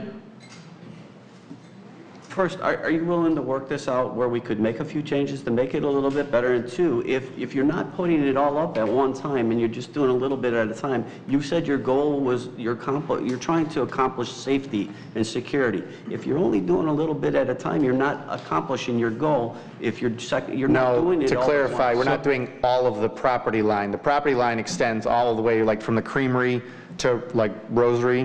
We only have a festival on a small fraction of that property, and the festival is the only area that will be getting a fence because that's the only area that's being destroyed. When the fence is installed, what is the total length of it across 150 feet? That's really small for me to You said see. things changed and everything's not the same, so I just want to make sure that whatever you're saying is the same thing that's here. The variance is so that it'll be the same whenever, if ever, there would be fence, because the village current ordinance is 4 foot, that we would be allowed to go to 6 foot the distance. I understand that, and I have no problem with the 6 feet. That's the only question for the variance. That's I the only. understand that, but giving that, The village already has a fence ordinance of what types of fence are allowed, so that's not up for discussion. What's up for discussion is the height of the fence. right, and so in that discussion. So the style of fence isn't up for discussion, because I didn't decide that. You guys have rules in the village. We're not changing any of those. You're not changing any of those tonight. We're just talking about the height. But we've negotiated, according to the village manager, with the easement and with putting up the fence. With a 6-foot height. With The a goal is the 6-foot 6-foot height. But we could add another part to it to give it a little more rural look to it, where it complements your property even, instead of that solid black fence. And still, so on the date, the first section of fence gets installed, is it all going to be installed? Or are you saying we're doing this in increments? No, That's where the part being just the part destroyed, that's the taken down. increment is what's currently festival, but in 70 years, there may be more festival, thus requiring more safety fence to keep people in the festival and not in the traffic. And they don't want to have to come back Over every and over time if and they have wanted this to conversation. expand that to ask for another increment, right? Yeah, so we just, in the picture, the orange section is what's going to be removed, and we're going to replace. That will go in And then right now, if but they want- may if even they expand decided to next move year. farther down that would be them doing it. Correct. That would be Bankston's doing it. Really, the object was to get them a 6-foot fence instead of a 4-foot fence, which was not an unreasonable request, seeing we were taking 50 feet of right-of-way. Right. I would like to add, and I think our new village attorney may weigh in on this, but because Bankston is under control of a plan development and a PUD, I do think that style of fencing could come into this. I think the village board could ask for conditions, and it seems that could be reasonable, but I agree, but what's before us tonight is what's been coming over from the Planning Commission, which is the height of the fence. It seems like down the road, we could revisit that, the style of fence, as the trustees are, because the village is paying for it, correct? If I'm following it right? For what's being removed and replaced. Yeah. Right, so at that point, I think we come back and address the style of fence, if that's okay. That's what and then we can move on. We can have a vote on the height of the fence and come back again. I assume the fence goes in after the road's built, or are you putting the fence in? I think it's the last thing they're going to do. It looks like, from all the plans I've seen from HR Green, it's the absolute last in the restoration process. So, we need to just condition maybe that they come back, if that's concerning to some of the trustees. That's right. Yeah, just condition that they come back to talk about style. I also have, We have to amend it, right? We would have to amend this.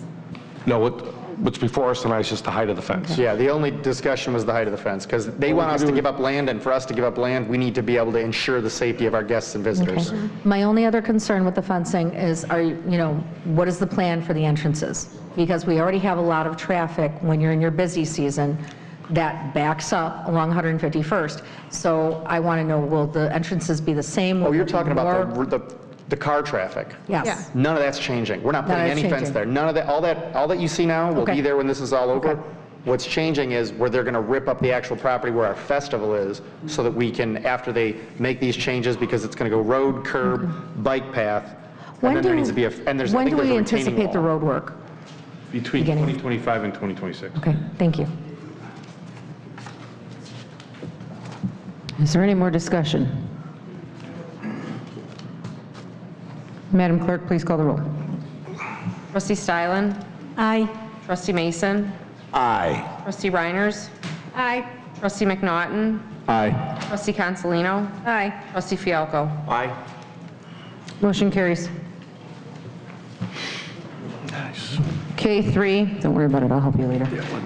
Consider for approval ordinance number 23-021, a request for, 1, a variance to increase the maximum permitted height of fence located in the front yard from 4 feet to 6 feet, and 2, a variance to allow a fence to be installed on a lot with no principal structure, no house, as the village code that requires the accessory uses must exist or be proposed to exist in connection with the principal for use for certain real property located in the R4 single-family residential district on Lot 52 in Twin Lakes Unit 1 with a common address of 15757 Twin Lakes Drive, Homer Glen, Illinois, HG 2307V. I need a motion.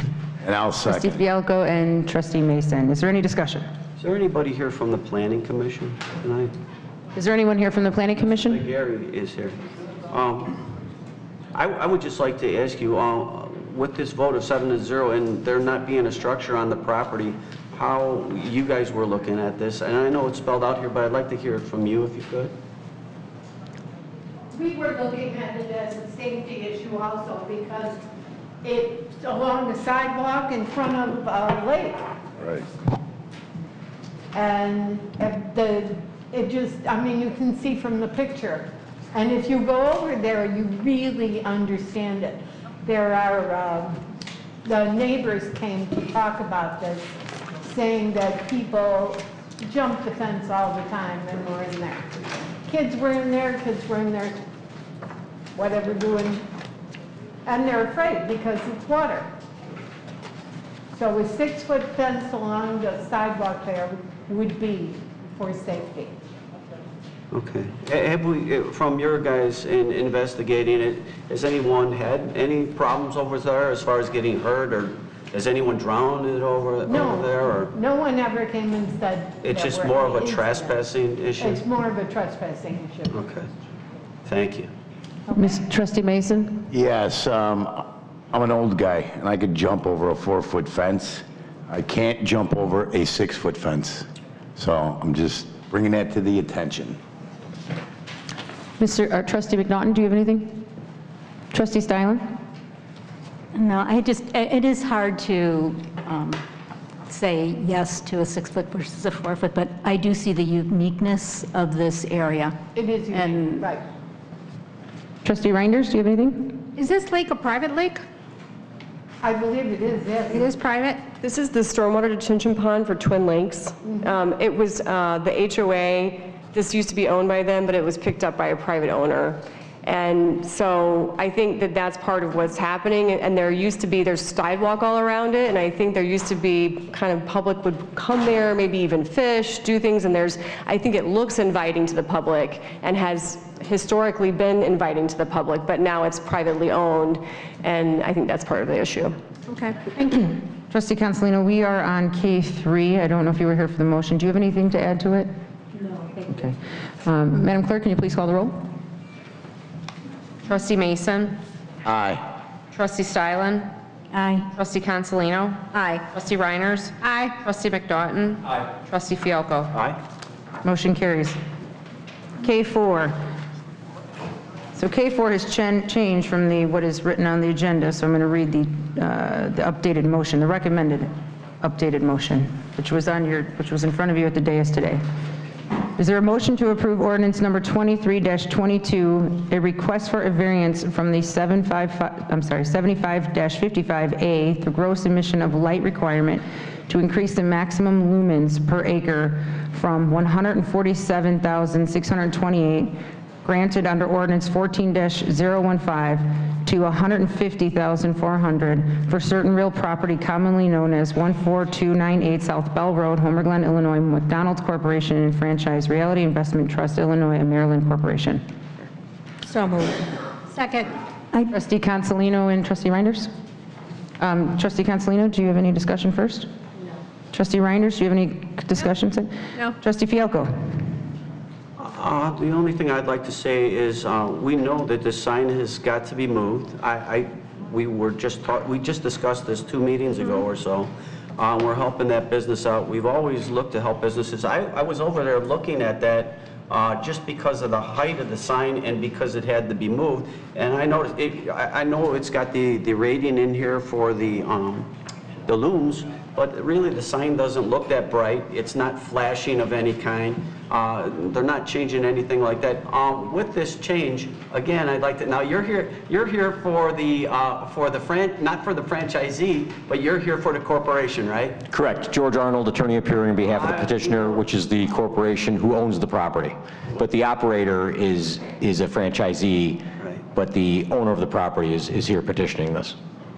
Right. Which is McDonald's Corporation. Right. Yes. So my question to you would be, are you having the franchisee pay for this, or is the corporation paying for this? So my understanding is that the deal between the McDonald's franchisor and their franchisees is that McDonald's, when they own the property, they get the benefit of obviously of the money given for the taking, and they put the burden on any improvements that need to be done or changes on the franchisee. Now, what I don't know is, and I don't know in this case, and I don't know if in individual cases they, negotiate or change that, I don't know, but per the agreement, the burden, my understanding, is on the franchisee. And my understanding comes from the McDonald's corporate attorney. And you come in as the attorney, you're here because you want this improvement or the looms to be increased, and that's not going to affect the position of that sign in the future at all either, right?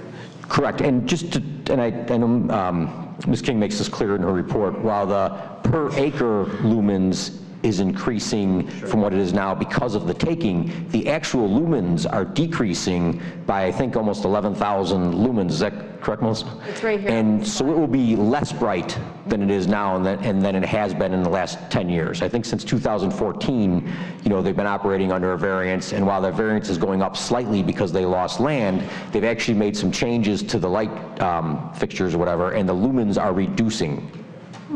That's good. Trustee Steilen, I know you had something to add. Yeah, well, first I'd like to just say that overall, the lighting is going down in that area because there's not a gas station there anymore, and they're going down from 3 light poles to 2 light poles, and they're changing from 2 heads to 1 head on 2 of those fixtures. I normally do not, I'm very passionate about our dark sky community and our lighting ordinance. And I will tell you, I was very disappointed when you got the first variance in 2014. But I understand the circumstance here because you're going to lose the parking in the front, and that's where the new poles are going to get moved to. And if you didn't put poles there wouldn't be any lighting right there. So I see the reason for this. I would like to amend this ordinance, though. And that is, and I don't know if I can do that now or if we have to wait. Trustee Consolino made the motion and Trustee Reiner second. Motion to approve, so we could have a superseding motion to amend if you want to make that, or you want to wait till, if you want to do it now, or you want to wait till the other 2 trustees talk. But you can make it now if you want. Yeah, I'll just tell you what I want to do, so then. So make it as a motion to amend. Don't you have to ask the person to make the motion first? Oh. No, it's a superseding motion to amend. It can lose. Trustee Steinle, we're in discussion right now. Right. Just let us know what your idea. Yeah, that's all. Yeah, on the last whereas, I just want to remove some language. And we're at the last 2.5 lines. So it goes, whereas the village president and board of trustees, after due consideration, have determined that granting of a variance from 75-55A, the gross emission of light requirement to increase the maximum lumens per acre from 100,000 to 150,400 for certain real property commonly known as 14298 South Bell Road, Homer Glen, Illinois. And I'd like it to just end right there. I'd like to. Trustee Steilen, they were kind of looking at what page? So they're on page 2 of 7. I'm sorry, I should have said that. Page 2. Second to last paragraph, the last whereas. She just wanted it to end after the word Illinois. Illinois.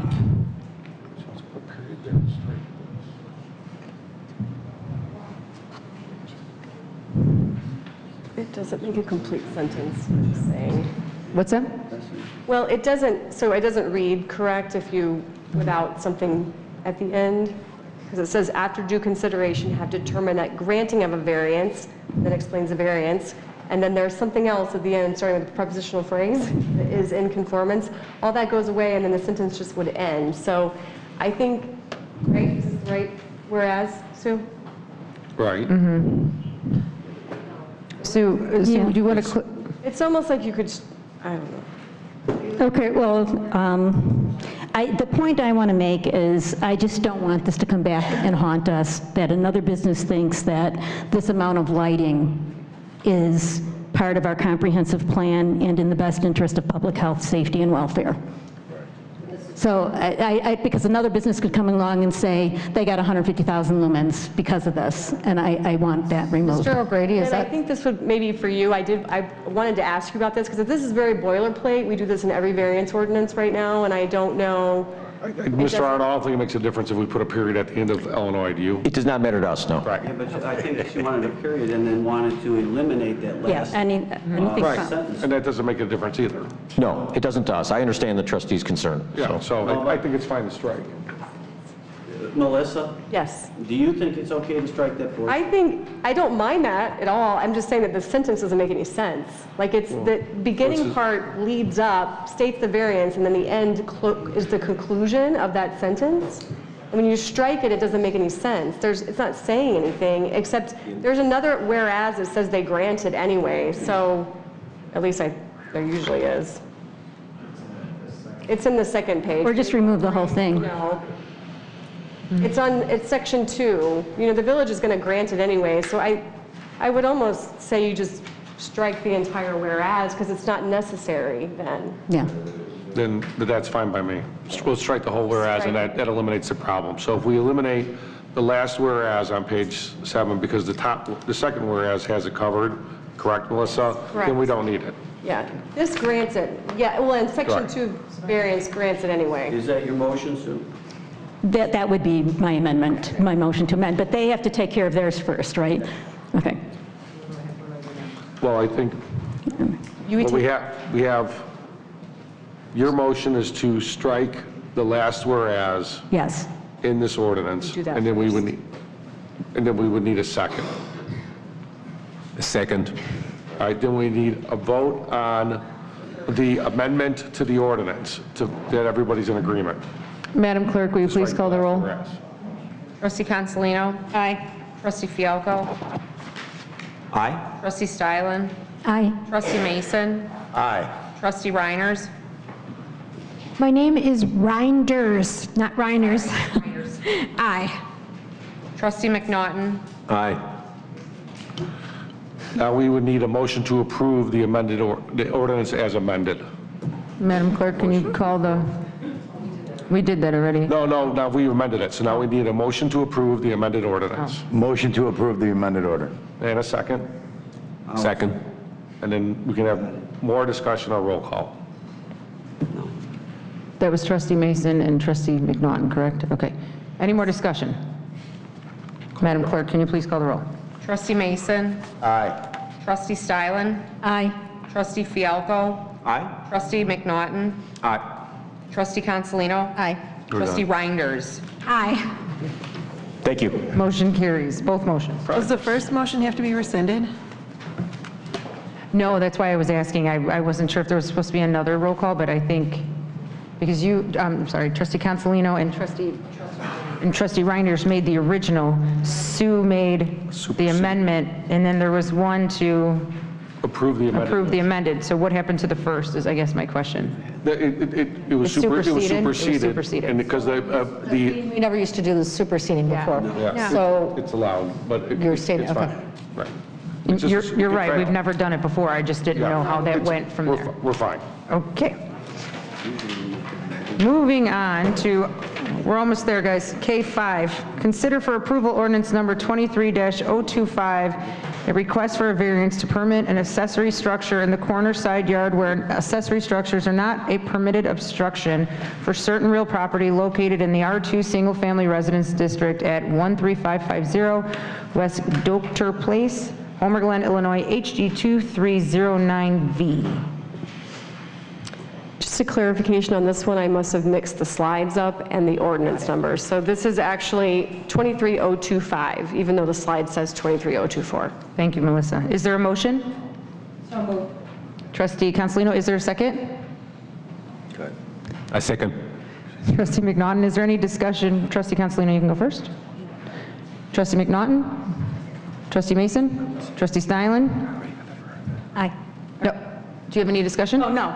Trustee Reinders? No. Trustee Fialko, do you have any discussion? No. Madam Clerk, can you please call the roll? Trustee Mason? Aye. Trustee McNaughton? Aye. Trustee Reinders? Aye. Trustee Consolino? Aye. Trustee Stylen? Aye. Trustee Fialko? Aye. Aye. Moving on to 6, consider for approval resolution number 23-007, a resolution establishing the Memorial Tree and Marker Program. Is there a motion? I make So a moved. motion. Second. We're giving it to Trustee Consolino and Trustee Reinders. Any discussion? Trustee Consolino, you can go first. Melissa, would you like to, I know. I don't know, does anybody have any questions about this? This has been a long time coming from the Environment Committee, I think even also from the Parks and Rec Committee. So, been lots of discussion over the years. It took many months for the Environment Committee to iron out all the fine little details involved with this. So we are going to be, and we voted unanimously, we're going to offer several options as far as memorial tree program. It's going to be, option number 1 is tree only, no marker with a cost of $500. Option number 2, tree marker with a bronze plaque set in concrete for $1,000. Option number 3 is the tree and the marker. The bronze plaque is set in stone at $2,000. Actually, Wait, I'm reading something different. Trustee Constellino, I apologize. So that's the front page is the Environment Committee recommendation, but if you flip to A and F, we made that change. So you might read the option 1 through 4 there. No, that's okay. So which one's right, the application form? I'm The A sorry. and F recommendation is the one, it's on the second page. Okay, Oh, second page, okay. so page 2, right? Or Exhibit A? Correct. Okay. So, sorry. Option number 1, tree only, no marker at $300, correct? Option number 2, marker only, bronze plaque set in concrete for $500. Option 3 is the tree and marker, bronze plaque set in concrete at $800. Option number 4 is the tree and marker, bronze plaque set in stone for $1,800. You guys want me to read off the details? I read this through, I'm sorry, I read this and I absolutely love this. I actually, you guys did a great job on the Environment Committee. Trustee committee. Yep, the committee. Trustee Pasmino was a part of the committee at the time this happened, so a special thank you to him as well.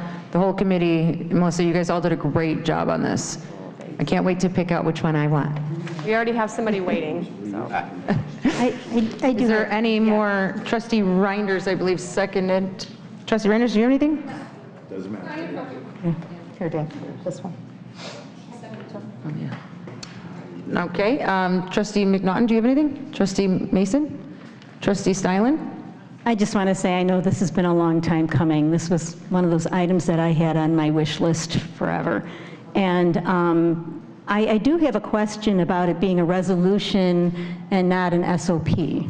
Does an SOP come later? Because this just kind of reminds me of like a tree planting program and other things that we've done. So we did ask about this, and actually it was whether or not, I didn't feel like an SOP was strong enough really to establish the program, and we had requested a recommendation from Kerry Horvath, and he just explained that an ordinance would be too much, almost like code, and a resolution really kind of codifies it.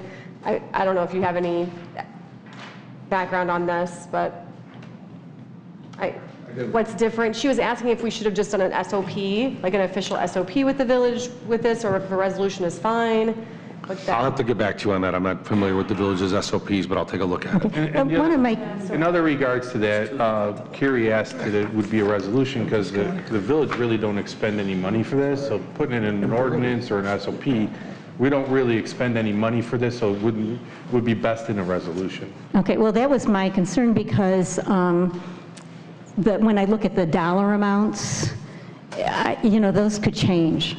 And so what happens when those dollar amounts change? Because I know that staff said that $300 for planting a tree.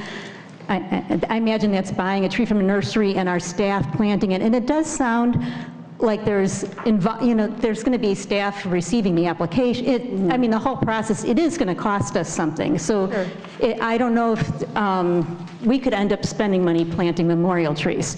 So possibly. I think there's a couple things with regard to this. So I think that whether you're amending an SOP on a regular basis or maybe you're amending a resolution on a regular basis, we did talk about the fact that we need to come back every so often, if it's on annual, biannual, to look at costs. When we talked and did research and talked to the other villages around us, they are way behind. So they have not updated their programs. They are paying out of pocket to cover the cost because the cost of the material has gone up so high. Some of the bench programs were like $1,000 for a bench, but our quotes we were getting at for just material was anywhere between $2,000 and $3,000 for a bench. And so you can imagine that we do need to look at this program on a pretty regular basis, even though we're not expending money. Right. I think it's something that we'll need to do. Yeah. I think maybe because inflation is just insane right now, maybe right now we could have it go to committee and just review prices maybe every 6 months. Yeah. For the next year to 2 years. For a year, yeah. Keep an eye on it. Yes, but we had problems too where you can't even get certain materials anymore. Right. They're just not available. And so a few months before, they were there. Now they're not. So that's why we want to try and work on getting what we can now. But the benches were just too outrageous. Well, I think it's wonderful. And even if we did have to expend money, I don't mind if the village spends money planting trees. So. what do we agree on? We have a 10-year guarantee? Yes. And that will We be are, and that was part of the reduction. So it originally came out of the Environment Committee, and the Environment Committee felt strongly that the cost of the program should cover contingency if we're going to have a warranty period for 10 years, because if it did die, the village would still be on the hook for the tree. And when it went to A&F, it was discussed that we could just utilize the tree replacement program that we already have. We have a tree fund already out there with money in it. It would probably be incidental anyways. Maybe 2 out of 10 die over 10 years, and we can certainly cover that cost. Yeah, and also if you can just have a list ready for the residents that want to do to possible locations, because they just may not have any idea. Sure, yeah. Any more discussion? Trustee Fialko, I think you were the only one I didn't address. Nothing from me. Madam Clerk, can you please? Madam Clerk. Trustee Reinders. Aye. Trustee Consolino. Aye. Trustee Stylen. Aye. Trustee Mason. Aye. Trustee McNaughton. Aye. Trustee Fialko. Aye. Motion carries. Moving on to item 7, consider for approval one of 2 quotes to replace and install the exterior doors on the concession stand at the sports field park at 15354 West 151st Street in the Village of Homer Glen. I'll make that motion. Trustee Fialko, is there a second? I'll second. If I can. I think we need to pick which Well, one. So staff recommends that we go with Wunderlich doors. They've done a few installs for us, and it's always been par none when it comes to installation, which is the $11,525.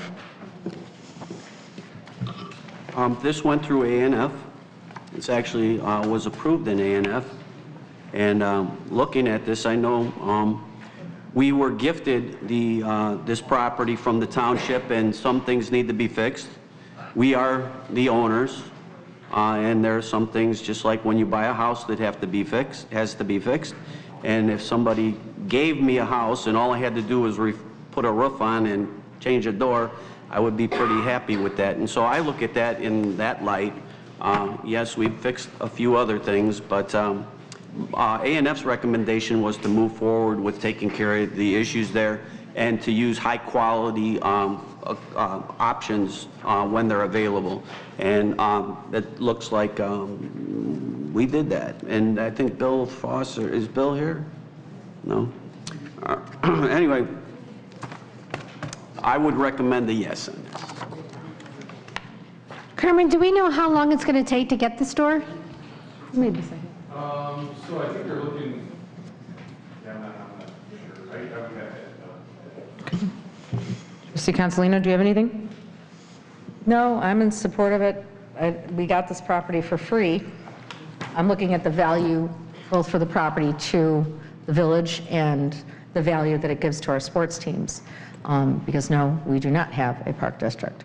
So I'm happy with this.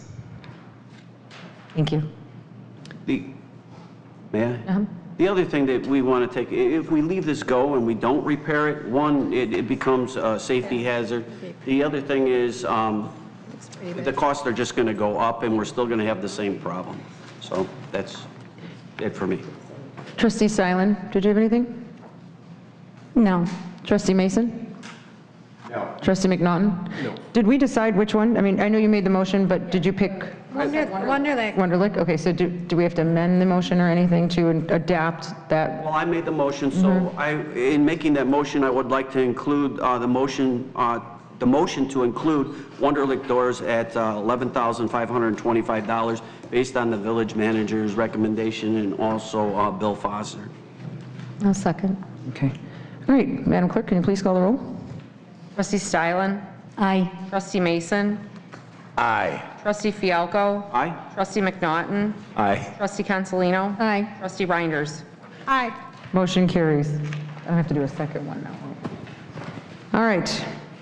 K8, consider for approval one of 3 quotes to replace roofing boards as needed and all roofs on the baseball concession stand, the shelter and football well house, and the town center park in the Village of Homer Glen.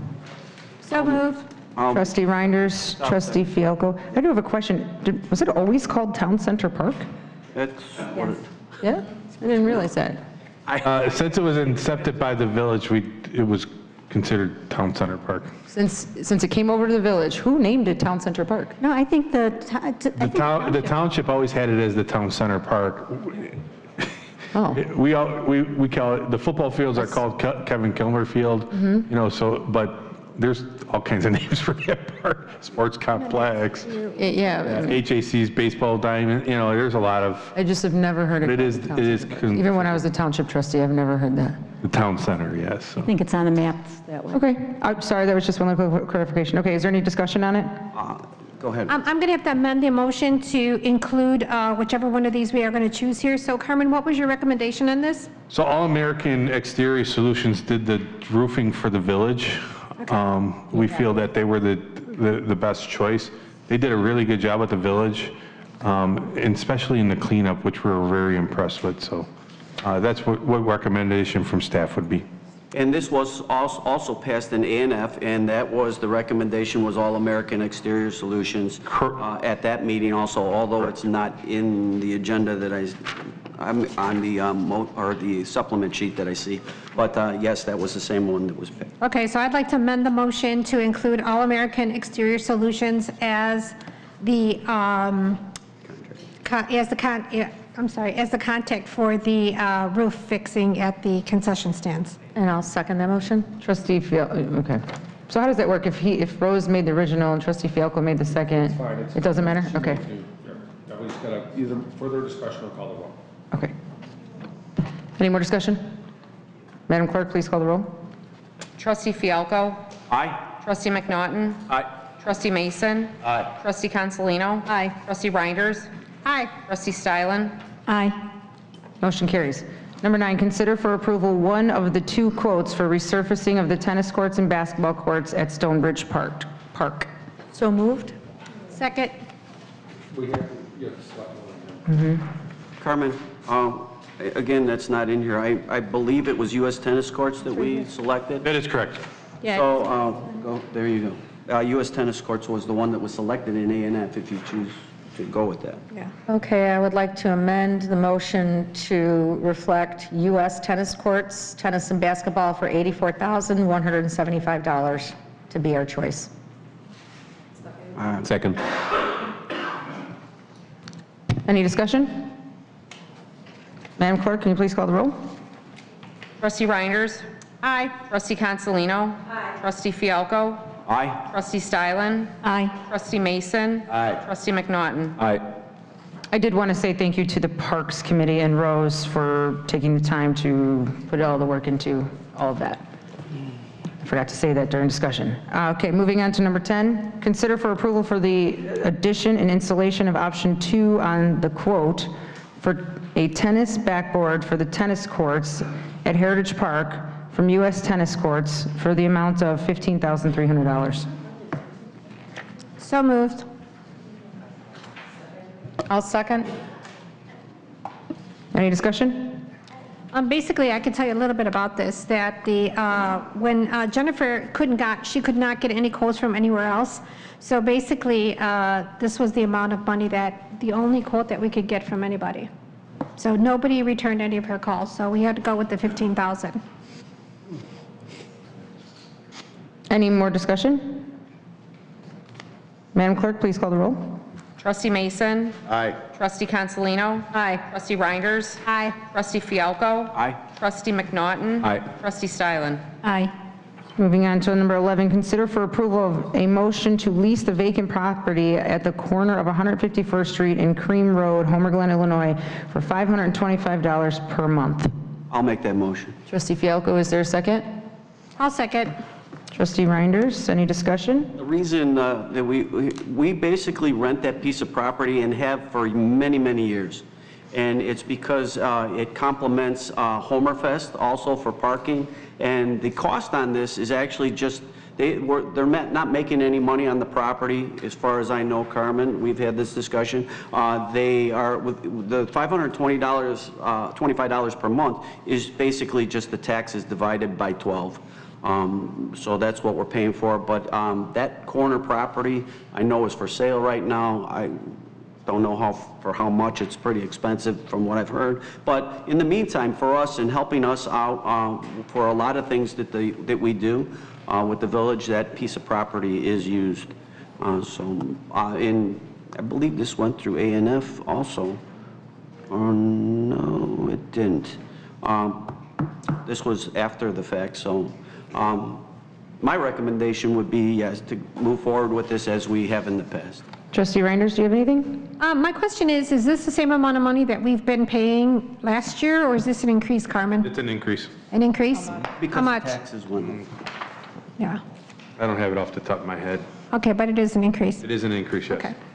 But can I also ask this? The increase only reflects the cost of the taxes divided by 12, correct? Yes, correct. Trustee Consolino, do you have anything? No. Trustee McNaughton? Trustee Mason? Yes, so does the township also use this property for anything, for staging or anything like that? Do we know that? Our township. Not that I'm aware of. Okay, so do we use it during trunk or treat? No, because we park in Heritage, correct? So who cuts the grass on this property? Who takes care of it, maintains it? Yeah, we cut the grass. We do? All right, has anybody ever tried, because if it's sitting there and it's for sale and we're paying for everything, then isn't it, and I say this, we're offsetting his taxes, which I know, otherwise he would be getting no revenue whatsoever. So has anybody tried to do a 3-month, 6-month lease? So it was very difficult to actually get this lease because Mr. Mathis actually had a stroke, so the wife got involved.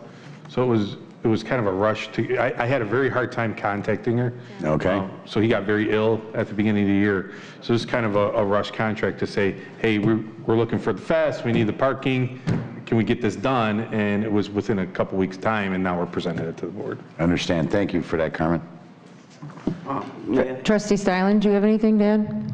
Well, I will say that we do cut the grass there and maintain it. If it wasn't maintained well to our standards, it might be more difficult, so if we didn't take care of it for more than 6 months. Trustee Fialco, do you have anything? Yeah, I just want to call attention under background information. We have the agreement, we have a 45-day notice built into it with an opportunity to cancel the agreement too. So if something were to happen or something changes, we've got that flexibility, but so do they. Thank you, Dan. Madam Clerk, can you please call the roll? Trustee Consolino? Aye. Trustee McNaughton? Aye. Trustee Fialco? Aye. Trustee Stylen? Aye. Trustee Mason? Aye. Trustee Reinders? Aye. Motion carries. Number 12 was removed, so we're moving on to 13. Consider for approval the Vulcan Construction Materials LLC bid for stone and gravel for 2023 in the amount of $40,179. I will make that motion. Trustee Fialco, is there a second? I'll second. Trustee Fialco, do you have any discussion? I would just like, since we have new trustees, I know Brent, our road district guy, or I'm sorry, our public works gentleman, has explained this before, but every year you order these materials. If you could just briefly tell us, so the new board members understand why we do this. Sure. We use a certain amount of stone. This particular bid is for stone and gravel. We use it for sewer repairs. We use it for sinkhole repairs, for things around, for shoulder stone. We use it for that sort of thing. And, we've got it pared down. We've got the amount pared down that we need. And last year, this is a slight increase over last year. Of course, it's a lot less of an increase than I thought it would be. It's only a couple $1,000s more. Vulcan won it last year. They were the low bidder last year as well. But this is material, and we do share this with the township as well. Brent, thank you, because we had discussed it prior, and Dan, thank you for, making sure that we knew, but I actually picked this packet up on Friday and started checking with people on different issues. What I'd like to say in addition to that, though, is on the motion for consideration, it's got $34,852.80, whereas it's actually 40,000. 179. For Vulcan, right, is $40,179. So I apologize for that. It should say the 40,179. Wait, where's it wrong? So Mine says that. in that motion, I'd like to amend that motion to include Vulcan Materials at $40,179. I believe I read that. You did, I did. because you motioned at the top, it's just in the box. That Oh, you mean in there, okay. we can correct it. I see, okay. All right, any more discussion? Madam Clerk, please call the roll. Trustee Consolino? Aye. Trustee Stylen? Aye. Trustee Mason? Aye. Trustee Fialko? Aye. Trustee Reinders? Aye. Trustee McNaughton? Aye. Motion carries. Number 14, consider for approval the Perform Traffic Control LTD bid for providing road striping services. Is there a motion? I'll make that motion. Trustee Mason, is there a second? I'll second. Any discussion? Trustee Mason, do you have anything? Trustee McNaughton? No. Trustee Stylen? Yeah, I'd just like to, I know that there was only one bid for this, and it was really hard. This has been the pattern for the last couple of years. I'm wondering, have you reached out to other communities to see, does everybody in the area only use this company? What we've done is we've sent it out to other companies that we know. I don't have those off the top of my head. We send it out and let them know that we're going out to bid. To other area companies, I go to the list, the state bid list, send it to them to let them, because we are actually getting it for less than what's on the state bid. Doing this. I know sometimes it doesn't work to our favor, the state bids. The only one that's ever come in is Preform. Okay, yeah, that's just, The county uses them. Okay. The county uses them. And again, these are in lineal feet. We budget, as part of our budget process, we budget around between $50,000 and $60,000 for the striping. We don't believe it'll go that much this year. Last year we did, because we did the parking lot out front here. We included that in, and we did more streets than we anticipated, so it was a little bit more, but it won't be that much this year. okay. Any more discussion? Madam Clerk, please call the roll. Trustee Reinders? Aye. Trustee Stylen? Aye. Trustee McNaughton? Aye. Trustee Mason? Aye. Trustee Fialko? Aye. Trustee Consolino? No. Motion carries. K15, we did not table, or we did table? No, we did. We did table, okay. K16, consider for approval ordinance number 23-026, an ordinance amending Homer Glen Village Code, section 45-A, entitled Duties and Authority, Termination of Employees. Is there a motion? Make that motion. Trustee Fialko and Trustee Consolino. Discussion, Trustee Fialko, you can go first. Yes. Wait, did I read that right? This is the one that we had the discussion on, correct? Before we got started. And I know Yes. there were some things that were changed. And we also heard from public comment as to what to do here. I don't have the item that you had and how it was reprinted. I only have what was originally sent out. But I do have just a couple words to say. Whenever, on 45-8, under Ordinance 23-026, the village manager shall make a recommendation to the corporate authorities. I think it's important for everybody to understand the definition of corporate authorities, and that includes this whole board plus the president. It doesn't separate anybody. Where this got a little bit, where it didn't make a whole lot of sense the way it was worded, okay, it goes on with the corporate authority, with the respect to hiring and appointing of any department head, director, manager, or superintendent. The hiring and appointment of any department head, department director, manager, which does not include the village manager. That village manager is a contractual issue, does not fall into this 45-8. But then superintendent or subject to the advice and consent of the village board of trustees, and that's where it got confusing. So what I would like to do with this, to make it actually where it includes everybody in this decision-making process, as it should, I would like it to still include the advice and consent of the remove the Village Board of Trustees and include the corporate authorities, discretion and approval prior to hiring and appointing becoming effective, removing also of the mayor. So that gives this whole board the authority to work together and to make these decisions as it should be.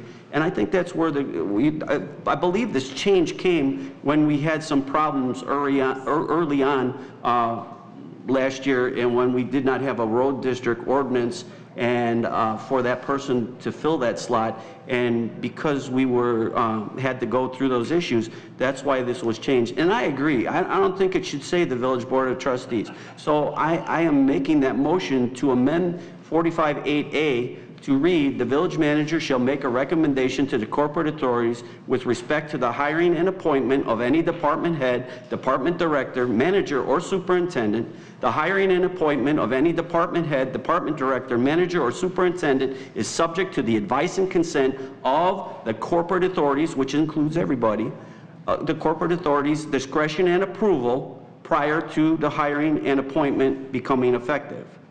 So you're removing the word trustees? I'm removing the Village Board of Trustees and of the mayor. Okay. So now it includes everybody. Including the corporate authorities where the Village Board of Trustees is at. Because we all are. Because now it makes it everybody working together as it should be. Jennifer, you made the second. Did you have anything to add? Well, you're telling us you guys had a discussion earlier. What was discussed? What wording, what verbiage was wrong in this? Because I'm still looking at the two whereases. The Village Board of Trustees has the utmost faith in the discretion and decisions of the mayor as elected by the citizens of Homer Glen. And whereas the Village Board believes it is in the best interest of the village to leave all hiring decisions to the discretion of the mayor. Well, where are you? If you go to ordinance number 23. Right. I don't think that's taking that away. This is only talking about directors, managers, and supervisors. Why would that language be in there, though? Here, I can explain how this went away. Okay, so the original ordinance was created in July of '01. The first amendment change became in March of '07.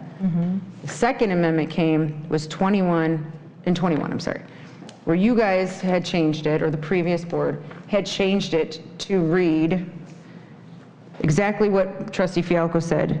The part that was removed was, where is it? It was the part that was removed was the village board, and you replaced it with the Board of Trustees, which the confusion came in where you removed the mayor. And I understand what you're saying, the authorities, I get it. Right, I get that. But the part that was removed where the confusion came in was that it was changed from the village board, which included everybody, and brought it down to the Board of Trustees. So originally, when I had asked to go back to the way it was prior to that, and I said I wanted the mayor to be included, there was a confusion when the change of attorneys happened. I actually have right here the way I requested it to be, and Sue and them also have a copy because before they were trustees, I said I would like it to read as by the village board with the advice and consent of the Village Board of Trustees, going back to the way it was. The confusion came in when I said I wanted the mayor to reinstate its powers. That's where the confusion came in. So no one was trying to say, I want the mayor only. That was not the intention. The intention was to have the mayor reinstated so the only thing we needed to actually do. Corporate authorities. You can put the word corporate authorities back in, or you can just remove the word trustees, and it's back to normal, because then it includes the entire village board. That's all it was. I think the language that I asked for the amendment to be with corporate authorities, we have the definition in our own village code book, which defines corporate authorities. So I would say adding corporate authorities, because it includes every trustee and the president of the village, that would cover it without any gray in it. Either way makes total sense. Okay, can I say something here? Sure. This ordinance was something that we did not change, we actually clarified. I had to go all the way back to Dale Volgesinger, who was the originator of this ordinance. He basically explained to me, and the reason we did that was because of the hiring of Brent Woods, so we had to clarify the ordinance as to how the ordinance should be interpreted. So when in order to interpret it the right way, he said that the hiring and appointment of any department head, director, manager, or superintendent is subject to the advice and consent of the Village Board of Trustees.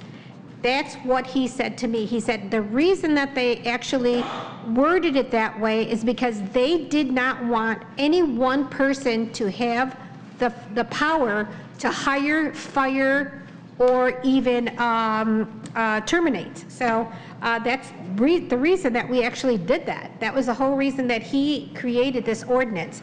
And it always was, he said, with the advice and consent of the Village Board of Trustees. And that was from Dale Bolgersinger, and he was the originator of that ordinance.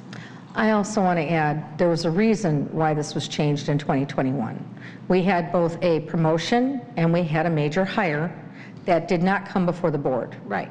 Which was illegal and violated our actual codes. So we changed and clarified this so this would not happen again. At no time was the mayor ever taken out of the equation for making these decisions. You know, and I don't know if the three of you understand now what we are as council manager form of government as opposed to strong mayor. And, you know, typically what comes before us, you know, like my concern, I don't want to see patronage hires. I do not want to see retaliatory firing. So how, when you change this, does that prevent that? So, and you also heard what I read to you, that's listed on the I think you're missing the point. We're not trying to change it for the mayor. That discussion happened on Friday. I talked to Carmen about it. Sue brought it up again today. I have what I had requested. As you can see, it's the same exact draft. My wording is right here. But nothing was presented to us. Again, I don't have any access to talk to either one of you. You can email me. I called and asked you about it too, and you Yes, brought it back to the on same. Friday, when we got our packets. I we brought it appreciate up, what you're because saying, I Dan. still had this one, not this one. And that's why I'm saying, nobody ever asked for it to be the mayor only. I'm still not asking for it to be the mayor only. I'm asking for the mayor to be included in the wording, because the word that was removed last time was, the word that was added, I should just say, was trustees. It doesn't say the village board, which included the mayor. Now, I understand what you're saying. The corporate authorities includes all, but the wording on that one made it sound like it was the board of trustees only, and the mayor was excluded. Okay? That was never. Great, well, perfect, great. So we're all in agreement that everybody's included, correct? By definition in the village code, yes. Okay. So I can see where the confusion came in with only Thank you, Dan. the Board of Trustees. So as I amended it, that should cover it for everybody. Because in its origination, in that first sentence, it says the village manager shall make a recommendation to the corporate authorities. You can't then now eliminate one person in that process. And so now by removing the Village Board of Trustees and putting the corporate authorities discretion and approval prior to the hiring and appointment becoming effective, now still carries on from that first sentence and to include everybody through the process and to the end. And I think that's fair for everybody. I appreciate that, Dan, and I agree with you. And I can also say the same, if there's an error that we catch, or if there's an issue that you may have regarding a change, you can always reach out to me too for clarification. I agree. Thank you, Dan. Okay, so we're all in agreement. Second on my motion. I thought, I'll second, but I also want this stricken where it has the two whereases. Where is it? Whereas the village board believes it is in the best interest of the village to leave all hiring decisions to the discretion of the mayor. Oh, okay. So included in my the fourth motion, I'd like whereas. to strike the fourth whereas on this first page. The village board believes it's in the best interest of the village to leave all hiring decisions to the discretion of the mayor.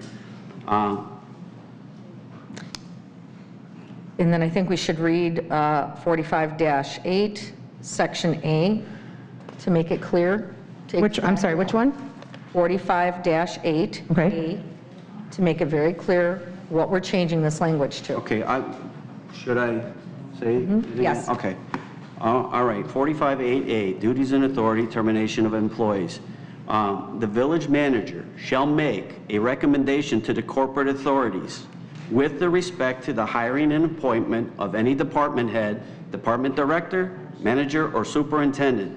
The hiring and appointment of any department head, department director, manager, or superintendent is subject to the advice and consent of the corporate authorities, discretion and approval prior to the hiring and appointment becoming effective. So what we would basically be doing is removing the Village Board of Trustees, inserting corporate authorities, and then removing of the mayor, and that would be it. Okay, perfect. Dan, Trustee Fialko made it. We need a second. I think. I'll second. Thank you, Dan. Strike the whereas now. Just rewrite it the way you want it. And to include the fourth whereas, the village board believes it is in the best interest of the village to leave all hiring decisions to the discretion of the mayor. Thank you, Dan. Do we have the second on that? Yeah, who's Jennifer, did you say, or Trustee Consolino, you second that, correct? Okay. Yeah, but that was before I put the whereas in there, so. Trustee Stylen? Yeah, I just wanted to say thank you to the sheikhs and the people that came forward to speak tonight, because I do believe in checks and balances, and I do appreciate our residents keeping, watch over these types of things, and I just want to reiterate that that was the original intention, was not to exclude the trustees, but to include the mayor. Thank you, Sue, for clarifying that. Yep.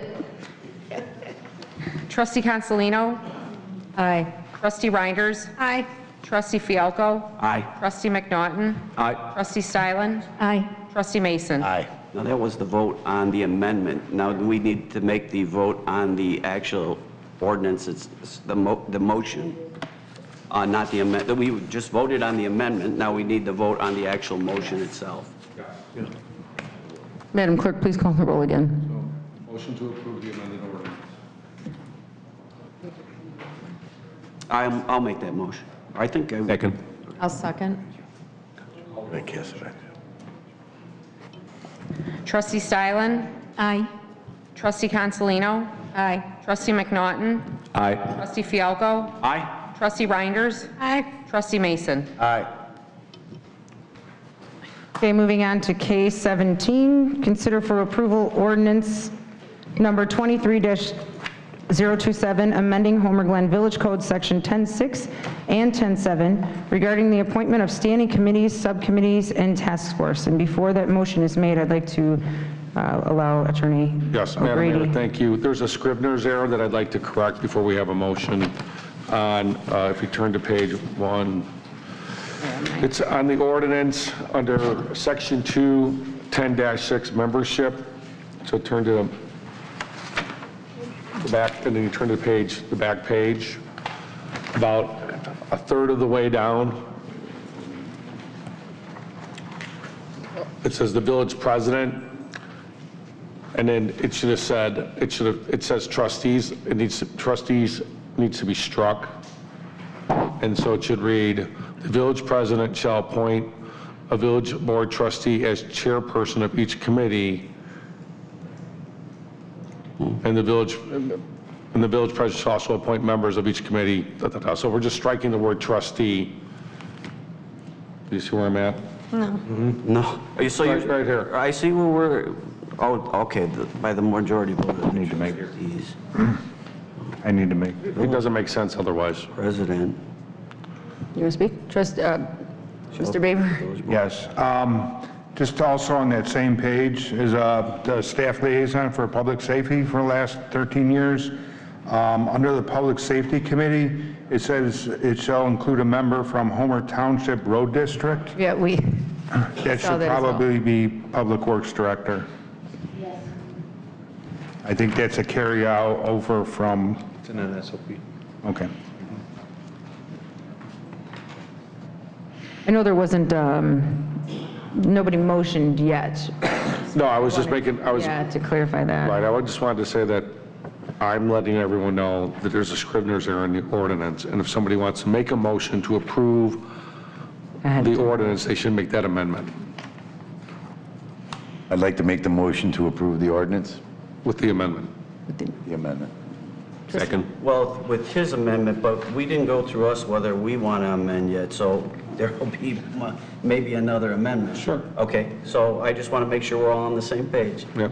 No, the SOP actually says, All right. Did you get a second? Trustee Mason, do you have anything right now?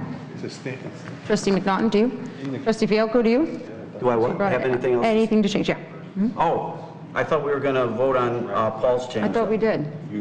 We didn't. Well, I think if you want to make another, You made the change. right. So we have a first and second on the amendment. Second, I want now a we need to discussion. vote on your. Now I know how Mayor Yukich got So confused. call the vote on the amended ordinance. Okay, Mayor, or Madam Clerk, please call the roll. Trustee McNaughton. Aye. Right. Trustee Fialko. And I want to be clear, I am only voting on the amendment of the village attorney at this time. Yes. Trustee Mason. Aye. Trustee Stylen. Aye. Trustee Consolino. No. Trustee Reinders. No. And Trustee Mason. Did I say you already? You did. Okay. I said aye. Who did I miss? Trustee Fialko? No, she got everybody. I said aye. Yes, Because all we it was were only on the removing was amendment. trustee. Right, so the amendment passes 4-2. So 2 noes, the rest yes. Right, Okay. 4-2. Okay, any more changes to this Yes. discussion? Yep. Trustee Fialko? I would like to amend that just above section 3, right, where Mr. O'Grady had commented, where it says the village president shall appoint a village board trustee as the chairperson of each committee with the advice and consent of the corporate authorities, I would say. And that appointment should not be one person controlling that. We should all have the input. And to me, the village president shall appoint the village board of trustees as chairperson of each committee, and then who shall be a member of the village board of trustees. I don't know why we would remove that. You would have to be a trustee to be a chairperson. So if the village president shall appoint somebody, a village board trustee as the chair of each committee, well, it only should still say who shall be a member of the village board of trustees. Trustee Fialko, it says in there. It says shall No, it should appoint. remain in there. It's not crossed out. On mine, it's crossed out. Yeah, it's crossed out. It says the village president shall appoint a village board trustee as chairperson of each committee. Am I saying that wrong? Correct. Yeah. Mine's not crossed But now out. the next sentence. It's the next sentence. I think it's redundant. Who shall be a member of the... It kind of You is. can't be, we said, you can't appoint a member of the village board and then say the next sentence, and the trustee, who shall be a member of the same board that you just said. Right, it You just doesn't said make any sense. That's why you strike it. Yeah. Okay, well, I can go with it. And then it says the village president shall also appoint members to each committee as well as co-chairperson. Again, it should include everybody, and normally what we've done in the past is the chair makes their own appointments of their members. That's not usually left up to the mayor or president. So to me, that doesn't make any sense why we would be changing that. And as we go, so to amend this, my amendment would be the village president shall appoint the village board trustee as the chairperson of each committee, and it should say shall appoint a village board trustee with the advice and consent of the corporate authorities. Does anybody have anything else to say to this, or? Well, I'm not done yet. Yeah. Okay, okay, go ahead, Jennifer, or Trustee Hold on Castellino. one second. Of the village board, because that would include everybody. And then shall appoint the village board trustee as the chairperson of each committee with the advice and consent of the corporate authorities. The village president shall also appoint members of each committee. To me, that should be stricken. The village president shouldn't be appointing the members to each committee. That is up to the chair.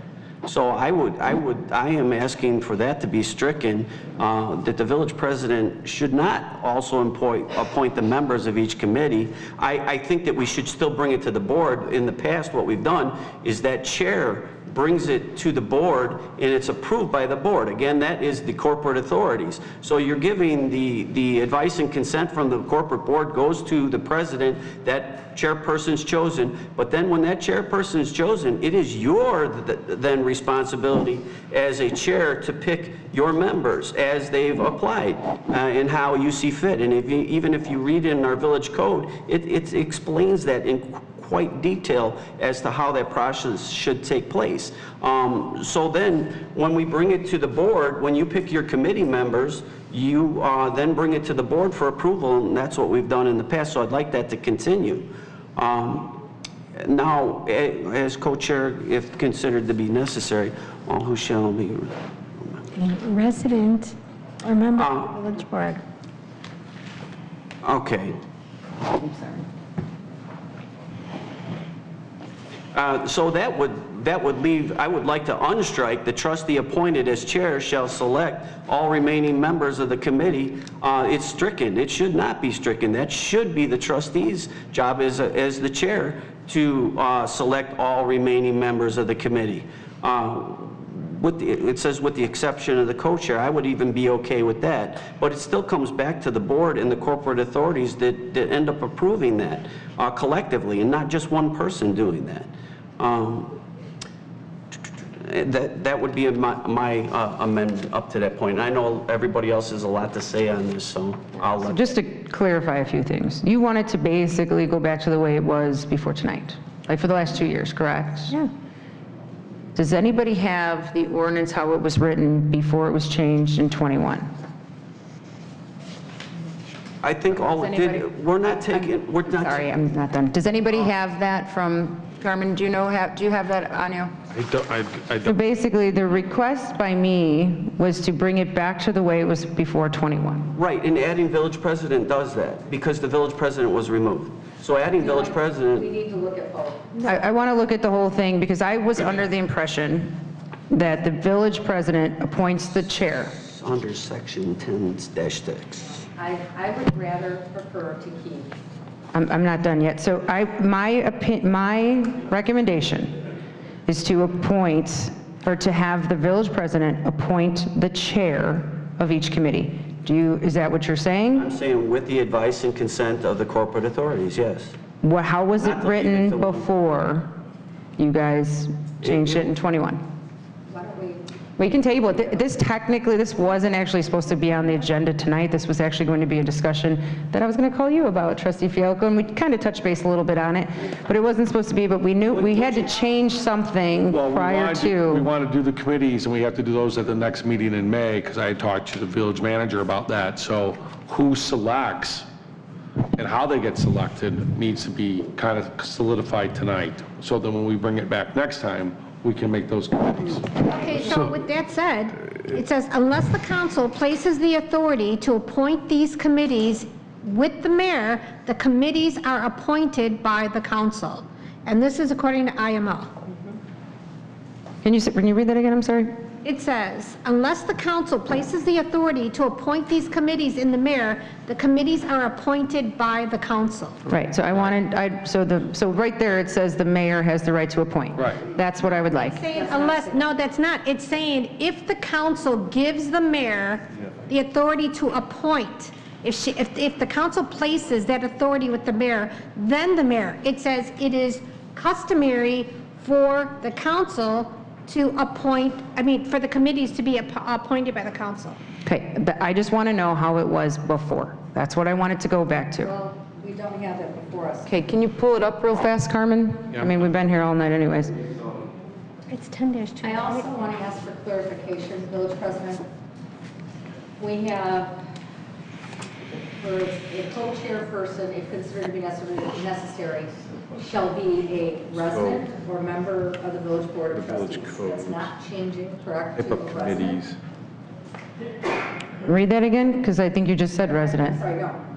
So a co-chairperson, if considered to be necessary, shall be a resident or a member of the village board of trustees. It should not be a resident. No. I would like it to be a resident. I'd like more resident involvement. So I'm gonna read you kind of what I put together on this. So with my 2 years of experience as a chair and a co-chair of 3 committees, I don't see how or where these amendments benefit our village or our committees. For years, our elected officials have been chairing and co-chairing numerous committees. Some of us have covered 3 to 4 committees, while some have only chaired 1. We have several new trustees who will be joining, chairing in our committees. We have more than enough coverage for the chairs and co-chairs, if everyone pulls their weight as we have before. There's reasons why elected officials chair the committees. It's stipulated in IML for one. Robert's Rules of Order must be followed and decorum must be enforced. Planning Commission is our only committee that consists mostly of residents or chaired by a resident. But these members are held to a higher standard of institutional knowledge regarding the committee. Public Services and Safety consists of only elected officials, public safety officials, and staff. There are valid issues regarding content and village business that cannot be discussed and shared with residents. We've discussed this. Discretion and consideration for members should be left to the elected officials who are familiarized with each committee and have institutional knowledge of the committee members and the ability to choose newcomers based on merit, so that each committee can continue to run effectively and smoothly. The village board president will not have the institutional knowledge with each of the committees. You only have the ones that you were on prior to this. We have residents and committee members who have openly campaigned for certain elected officials. These same individuals have made slanderous and defamatory comments towards other elected officials because of their campaign efforts. They should not be permitted to serve on a committee or even considered to be a chair of a committee. There's also the flip side to the coin. In the past, our former mayor and trustee Beth Rogers kicked people off, long-term members off of committees due to their criticism of how the committees were being run or questions that they had asked about the village. How does giving it to one elected official who just ended a very nasty political campaign, you have to be honest about that. Jennifer, if you could please just keep your comments direct to your point, that would be greatly appreciated. That's my point. Yeah, your point is bringing up some negative stuff, which I think we should just keep it direct, okay? By amending this code, you're basically approving forcing a strong mayor form of government. And I don't believe that that's legal.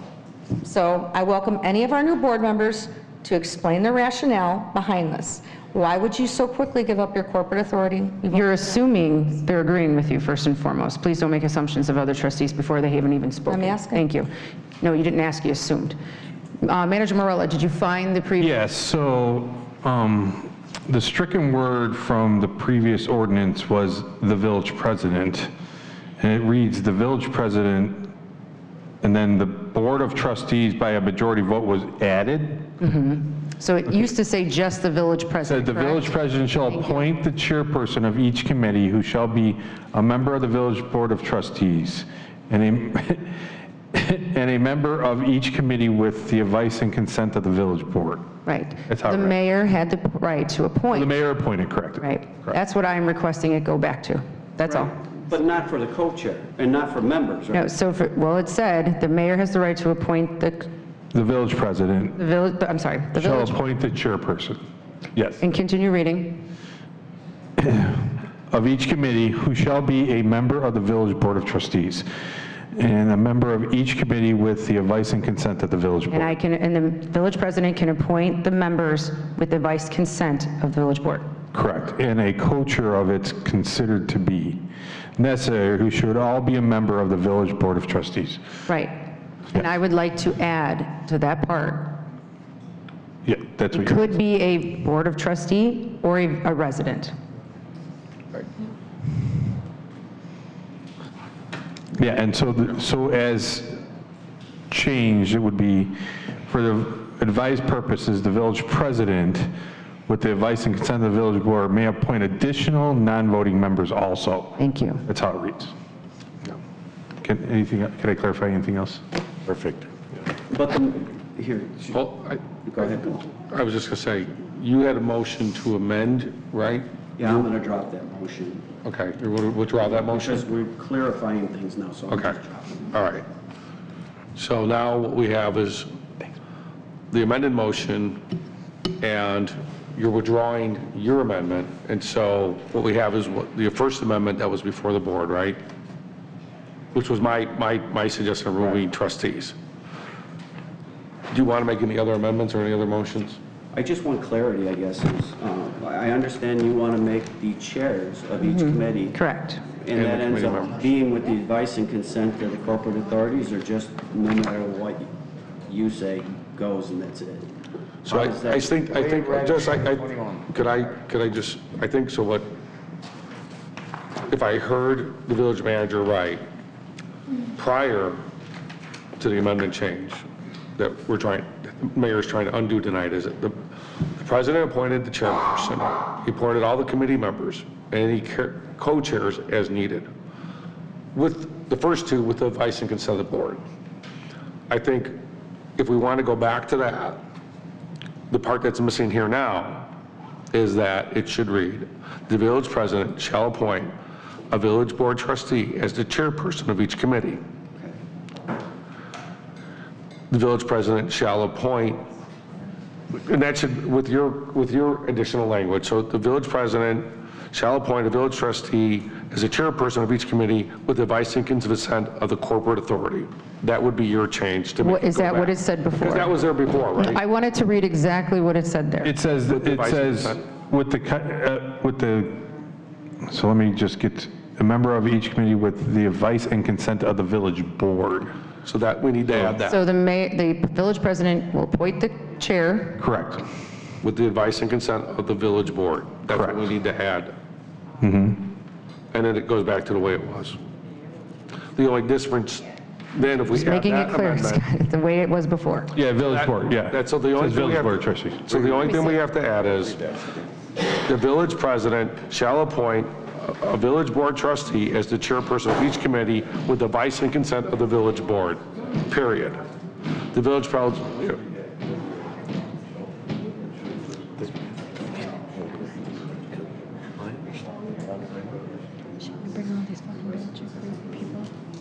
So it does not say previously, with the advice and consent of the board to appoint the chair.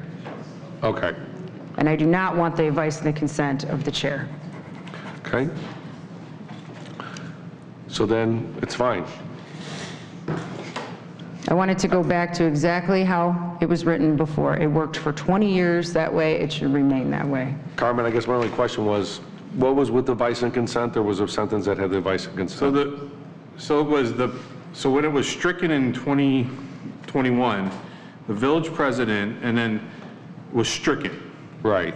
Board of Trustees by a majority was added of trustees. So we're taking that out. We're taking it out. Shall appoint the co-chair of each committee was added, who shall be a member of the village board of trustee. And then this was stricken out of the 2020 ordinance, which was, and a member of each committee with the advice and consent of the village board. So what happened was, the previous trustees took the village president out. Correct. And appointed themselves to have that power to do so without any other advice and consent. I want it to go back to the way it originally was. Where would be the president of the village would appoint. I find it comical that you guys would take away something that was in the hands of the village president for 20 years and be okay with it, but now sit here today and have an issue of it being taken away from you. I find that You're part of the corporate authorities, are you not? It's not what it said. You guys took the word village president out. You put a line through it, which meant the village manager had, or the village president had no say-so. And I believe there was a Dan, reason. I was going to I don't care what the reason was There was a then. very good reason. But it needs to be changed now. Mayor Yukich is no longer the mayor. Right, I agree with that. I understand. I just find it. When it comes to the rest of it, to the members though. Keep giving up your power. If you're saying that you want to make the appointments, I get that. As far as the co-chair, could you read the language for the co-chair though? Now that we've got past we want to include the village president, yes. Or now when we get to the co-chairs, it reads what? So it was added, a co-chair if considered to be What was it before? nothing. This was added. This So there was added. no co-chairs prior to? It wasn't written in there. So it didn't give either. Right, necessary who shall also be a member of the Village Board of Trustees. So that was added in 2021. Yeah, so again, I would like it to go back to the way it was and add a co-chair that will be appointed by the village president, and that co-chair, if necessary, could be another board member or a resident. And that's the way it reads now, the one we just amended. Any more discussion? Yes. Now when we get to members, members normally come from the chair and the co-chair working together, and you bring in your own members. Those members don't have to live in Homer Glen, according to our ordinance, but sometimes they're left out of the voting process. It's in there, read it. They're advisory members. They're, I guess you could call it that. Yeah, they're not But voting. you can still have a member on the board that is not a resident. That's not a voting member. That's not a voting member, that's correct.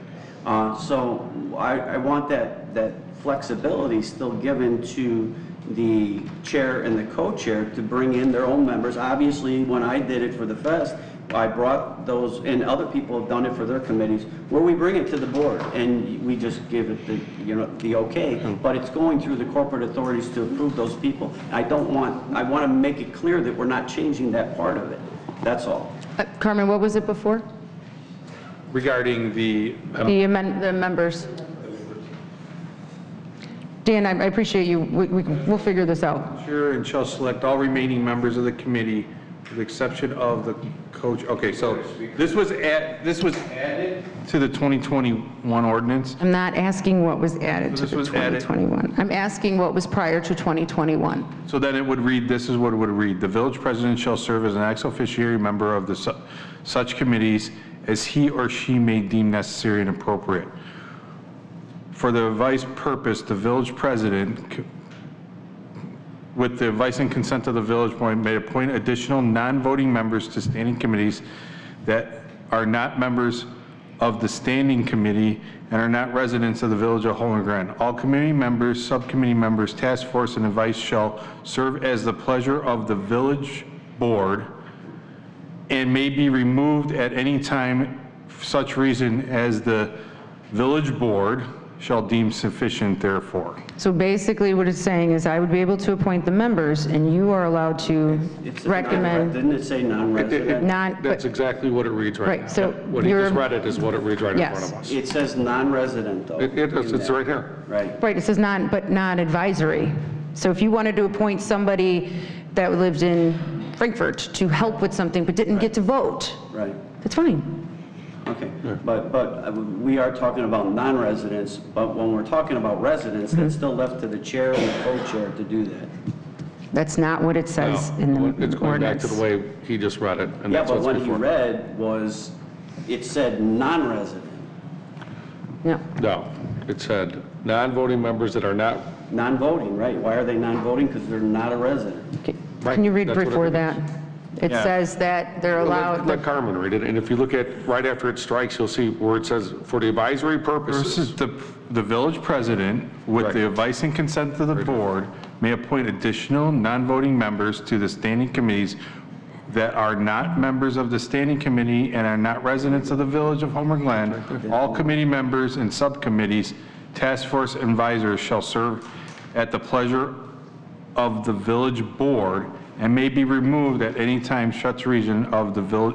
Carmen, I'm as going to stop you for just a second. So what does it say about committee members? Not non-voting, not, So, okay, let's go. The village president shall appoint the chairperson of each committee, who shall be a member of the village board of trustees, and members of each committee with the advice and consent of the village board. That's what it reads for members. That was what it read before. That was, yeah. that was- Before the amendment of Yes, that was 21. what was read before the amendment. And then it goes down to the village president shall serve as the ex officio member of such committees, and he or she may deem necessary the appropriate, and I got to read past this, for the advisory purpose of the village president, with the advice and consent of the village board, may appoint additional non-voting members. Okay, thank you. You have the right to create members and then non-voting members with the consent of the board. That's what it reads.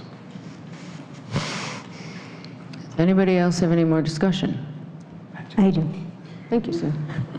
I'm not sure that we have that on paper yet. I just want to address the point of co-chairs. I have served on village committees since day one, practically. So for over 20 years, I have served and watched the mayor appoint committee members. It's confusing when you have co-chairs, because who is the final say? So I would rather see like a chair and a vice chair. So that it's the trustee who is the chair, and if the trustee is unable to be at the meeting or to move something forward, the vice chair could then assume that role temporarily. You know, like say you can't make a meeting that night, but you want to get the event moving forward. Not being a trustee, though. Correct. When you say vice chair, you're really saying co-chair too, but what you're really saying is it doesn't have to be a trustee to be that co-chair or vice chair. To be the vice chair, right. Well, the word they use is co-chair. Yeah, so I wouldn't make a resident a co-chair. I would leave a trustee as a chair and a vice chair. I would not have a co-chair, because it's confusing when you have co-chairs. But then you're changing the language in a different part from what... Well, I'm just adding that. I mean, if you're adding the section about co-chairs. I don't think that we need to change it from co-chair to, what was the word you used? Vice chair. It could still be the same and still be used with what... Well, I think Well, I will say I served on a committee with 2 co-chairs, and one co-chair did not treat the other co-chair equally. And they wanted that authority.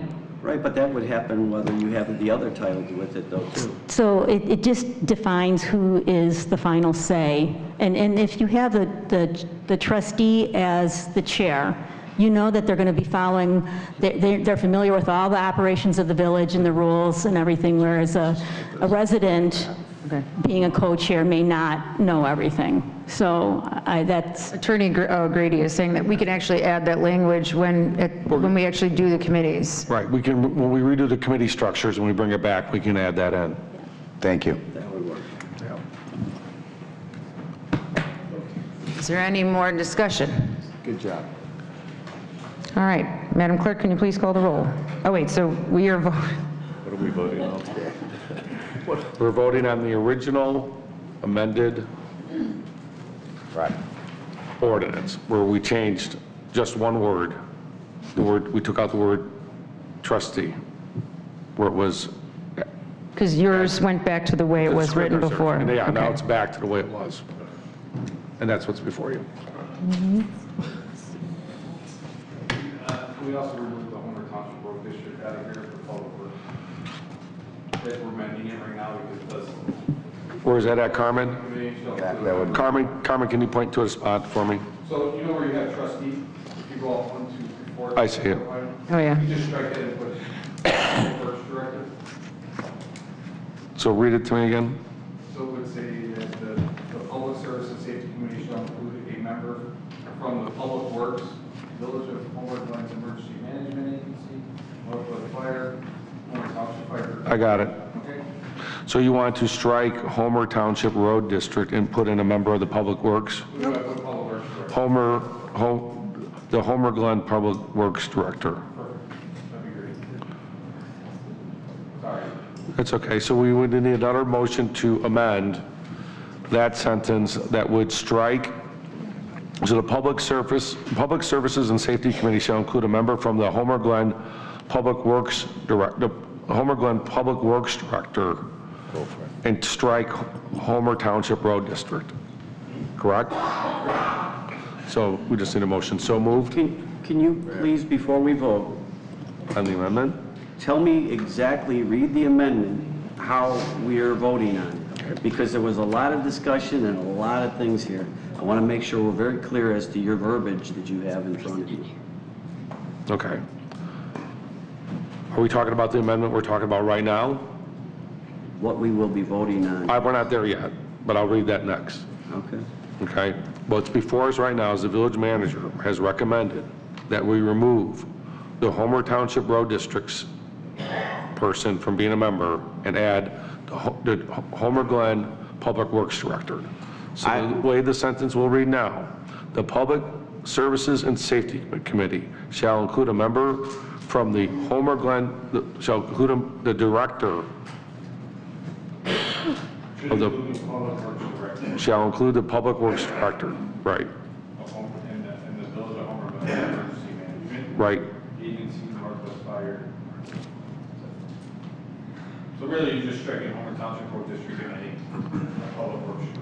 Public Works Director, correct. So the Public Services and Safety Committee shall include the Public Works Director of Homer Glen, the Village of Homer Glen's Emergency Management Agency, Northwest Homer Fire Protection District, Homer Township Fire Protection District, Will County Sheriff's Office, and the Village of Homer Glen's Development Services Department. That's the amendment. So can I have somebody move that? I'll make that motion. I'll second. Okay. Madam Clerk, can you please call the roll? Trustee Stylin? Aye. Trustee Mason? Aye. Trustee Fialko? On the amendment that we just spoke of about the Public Works Director, aye. Trustee Consolino? Aye. Trustee McNaughton? Aye. Trustee Reinders? Aye. Now, the motion, we have two amendments to the motion, and now the new ordinance reads with those amendments. The Public Services and Safety Committee shall include the Public Works Director, the Village of Homer Glen's Emergency Management Agency, Northwest Homer Fire Protection District, Homer Township Fire Protection District, the Will County Sheriff's Office, and the Village of Homer Glen's Development Services Department. The village president shall appoint a village board trustee as chairperson of each committee. The village president shall also appoint members of each committee as well as the co-person if considered to be necessary, all of who shall be residents or members of the village board of trustees. And then the rest of it's the same. Well, I thought our discussion was that we were going to remove also appointment members of each committee, and we were going to leave that up to the chairs. No, that was not the way it was before. Right. That was not the way it was before. So we're going back to the original language. So that was just what I read. Yeah, okay. Would you be okay with removing that part?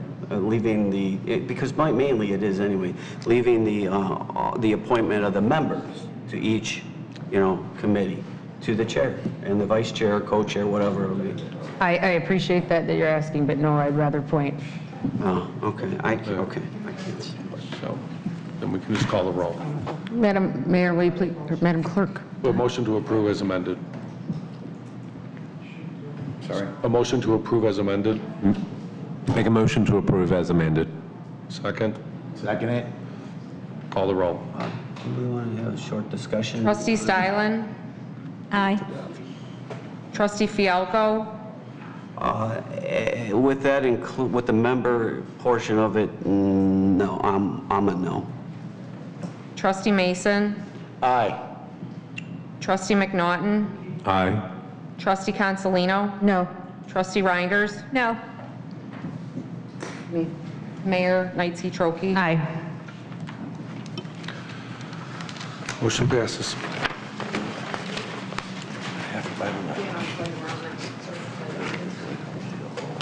We got time to. Yeah, I could be wrong. I've never been in. Joe, is there any way to turn down the air or turn up the heat or however that's said? Dan, stay away from. Somebody do something. All right, we're moving on to consider for approval ordinance number 23-028, rescinding Homer Glen Village Code Ordinance 21-033 and striking section 45-4.5. I don't even know what this is at this point.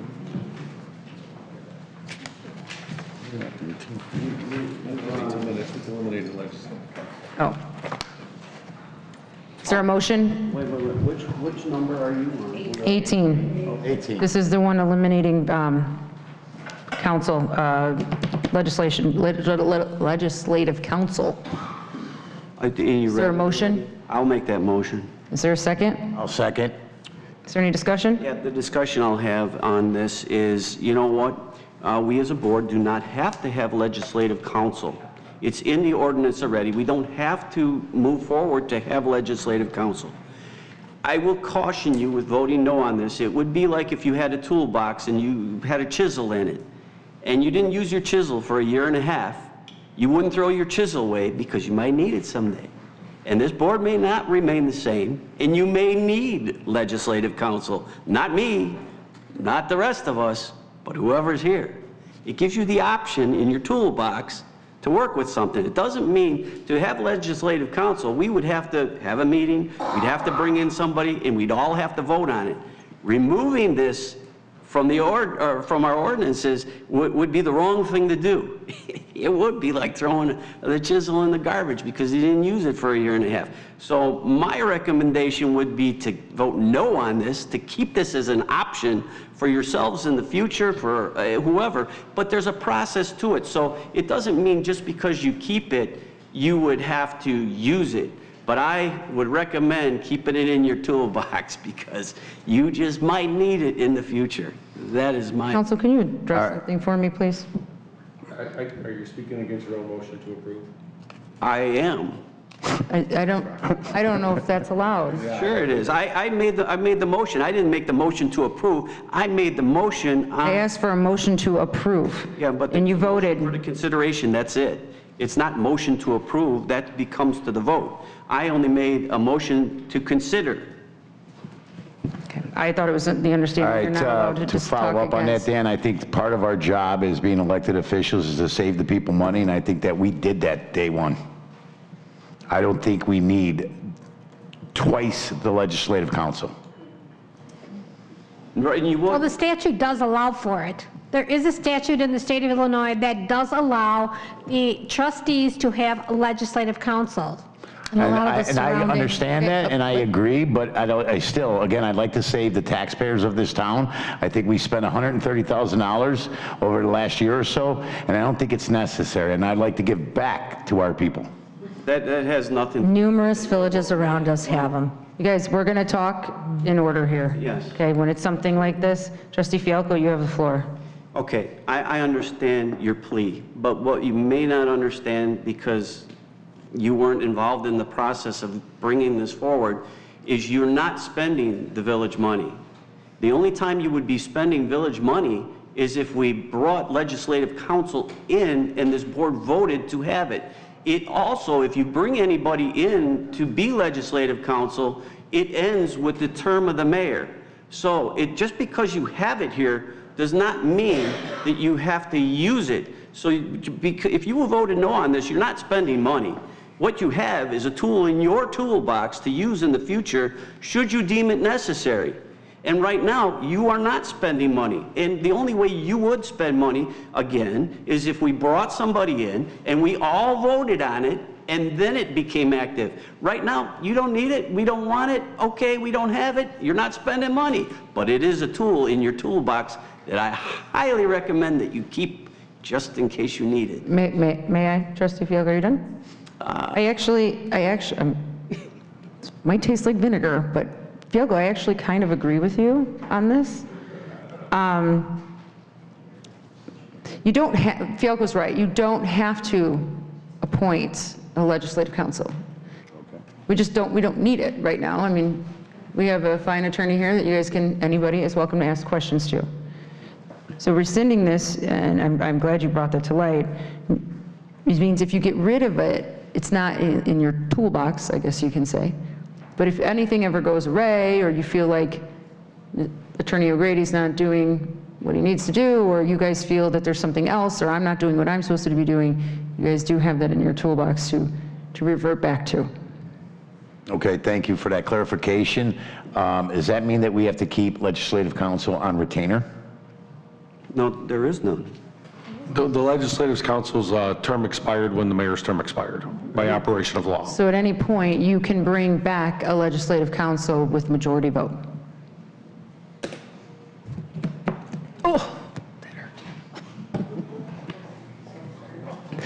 Any more discussion? I'd like to extend my deepest gratitude to our legislative counselor, Attorney Kerry Horvath. He did an excellent job for our community and for our board. He was always honest and forthright. He assisted and informed us well with parliamentary law and Robert's Rules of Order. Mr. Horvath dealt with a lot of abuse, unfortunately, from one of our former elected officials, but he always did the right thing by our staff and by our village. I want to say something about the numerous lies about the numbers for Attorney Horvath versus Attorney Hansen. I have some numbers I'd like to share. In the last budget, Mr. Hansen cost us $175,000 versus Mr. Horvath's $135,000. This includes some of the $32,000 that he nefariously paid for outsourcing and miscellaneous fees to Seraphin and Associates. I can't wait to add up the more recent numbers for our residents and the total for the Bell Road property. All Mr. Horvath's bills were detailed and transparent. He's also been representing the Village of Homer Glen with union negotiations the past year. Mr. Hansen did not have the experience to do this, and I wish Mr. Horvath a very fond farewell and thank you for his service. He will be sorely missed by some of us. Thank you, Jennifer. Does anybody else have anything to add? Because I do. I did, just for the record, I did reach out to Attorney Horvath quite a few times. The last time I did reach out to him was after the numbers were certified, and he is yet to return my call. So I just want to be clear with that. So the discussion could have been had, but again, like other people on the board, I did not return phone calls. So any more discussion? Madam Clerk, will you please call the roll?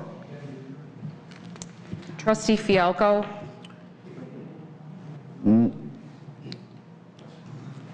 So we're voting on to rescind. Right, to remove this. Right. So my vote would be no, to keep it in the toolbox. To keep it in the toolbox. Do you want that added to the motion? Trustee McNaughton? No. Trustee Stylen? So no is, You can keep it for your In your back pocket? no. toolbox, pocket, whatever, wherever you want to Go keep with it. that. Okay. Trustee Consolino? No. Trustee Reinders? No. Trustee Mason? I'll keep that golf club in my bag. That's how you work together. Okay. The next on the agenda is 19. Consider for approval payment of the Village of Homer Glen's March legal bills from Legislative Attorney Odelson, Stark, Murphy, Fraser, and McGrath, LTD, in the amount of $8,880. I'll make that motion. I'll second. I believe that was I made the motion. Trustee Fialko and Trustee Reinders. Any discussion? Madam Clerk, can you call the roll? Trustee Mason? Aye. Trustee Fialko? Aye. Trustee Consolino? Aye. Trustee Reinders? Aye. Trustee Stylen? Aye. Trustee McNaughton? Motion carries.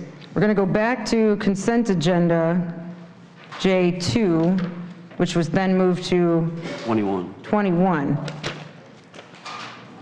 I made a mess of mine. Okay, so we are looking at consider for approval payment of the Village of Homer Glen's March 2023 legal bills from Mahoney, Silverman, and Cross LLC in the amount of $3,217.50. I'll make that motion. Trustee Fialko, and is there a second? I'll second. Trustee Mason, is there any discussion? Madam Clerk, can you please call the roll? Trustee Reinders? Aye. Trustee Stylen? Aye. Trustee Mason? Aye. Trustee Consolino? No. Trustee Fialko? Aye. Trustee McNaughton? Motion carries. All right, moving on to M, old business. Madam, do you Yes. mind if we speak for a few minutes? I know- But let me give the respect to Trustee Wait, Fialko sure, first. no problem. You have something under old business? He might even be talking. I just want to make sure that we're moving right along with mosquito abatement. That season is starting, and I want to make sure, I know we were talking and we thought we had saved some money, but that is going to have to be put in the future based on the current contract we have.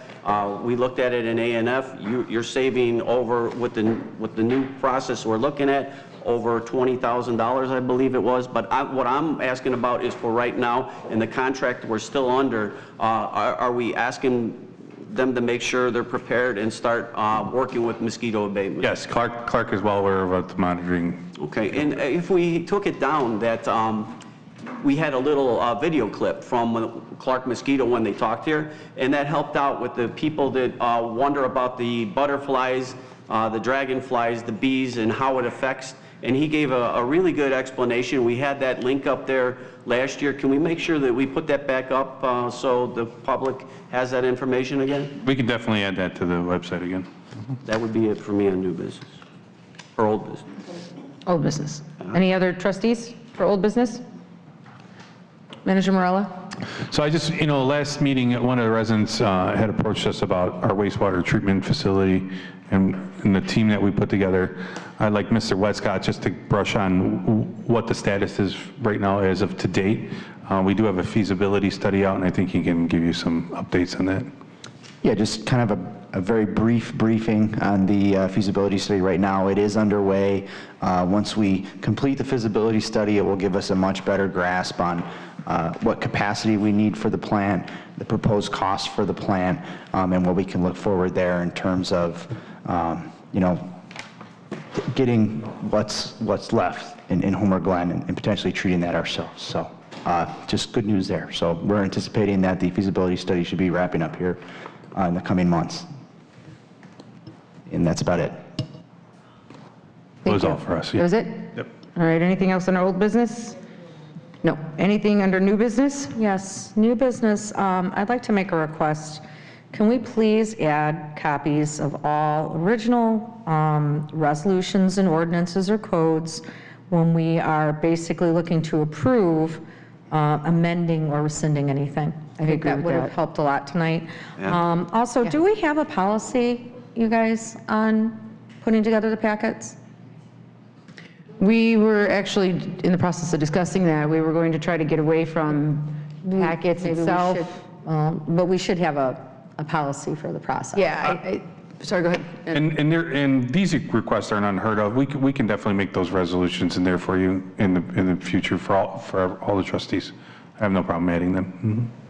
Does anybody else have anything under new business? I do have one that I would like to bring forward, maybe not the next agenda, but I want to give you guys the heads up on this one. I'd like everyone to review the Ethics Commission 45-21, and I'd like you to come back with some suggestions or ideas and let me know what your thoughts on that. Is that it for new business? Do you guys want to hang out a little longer, or you guys want to do motion to adjourn? I'll make that motion. All in favor? Aye. Thank you, guys.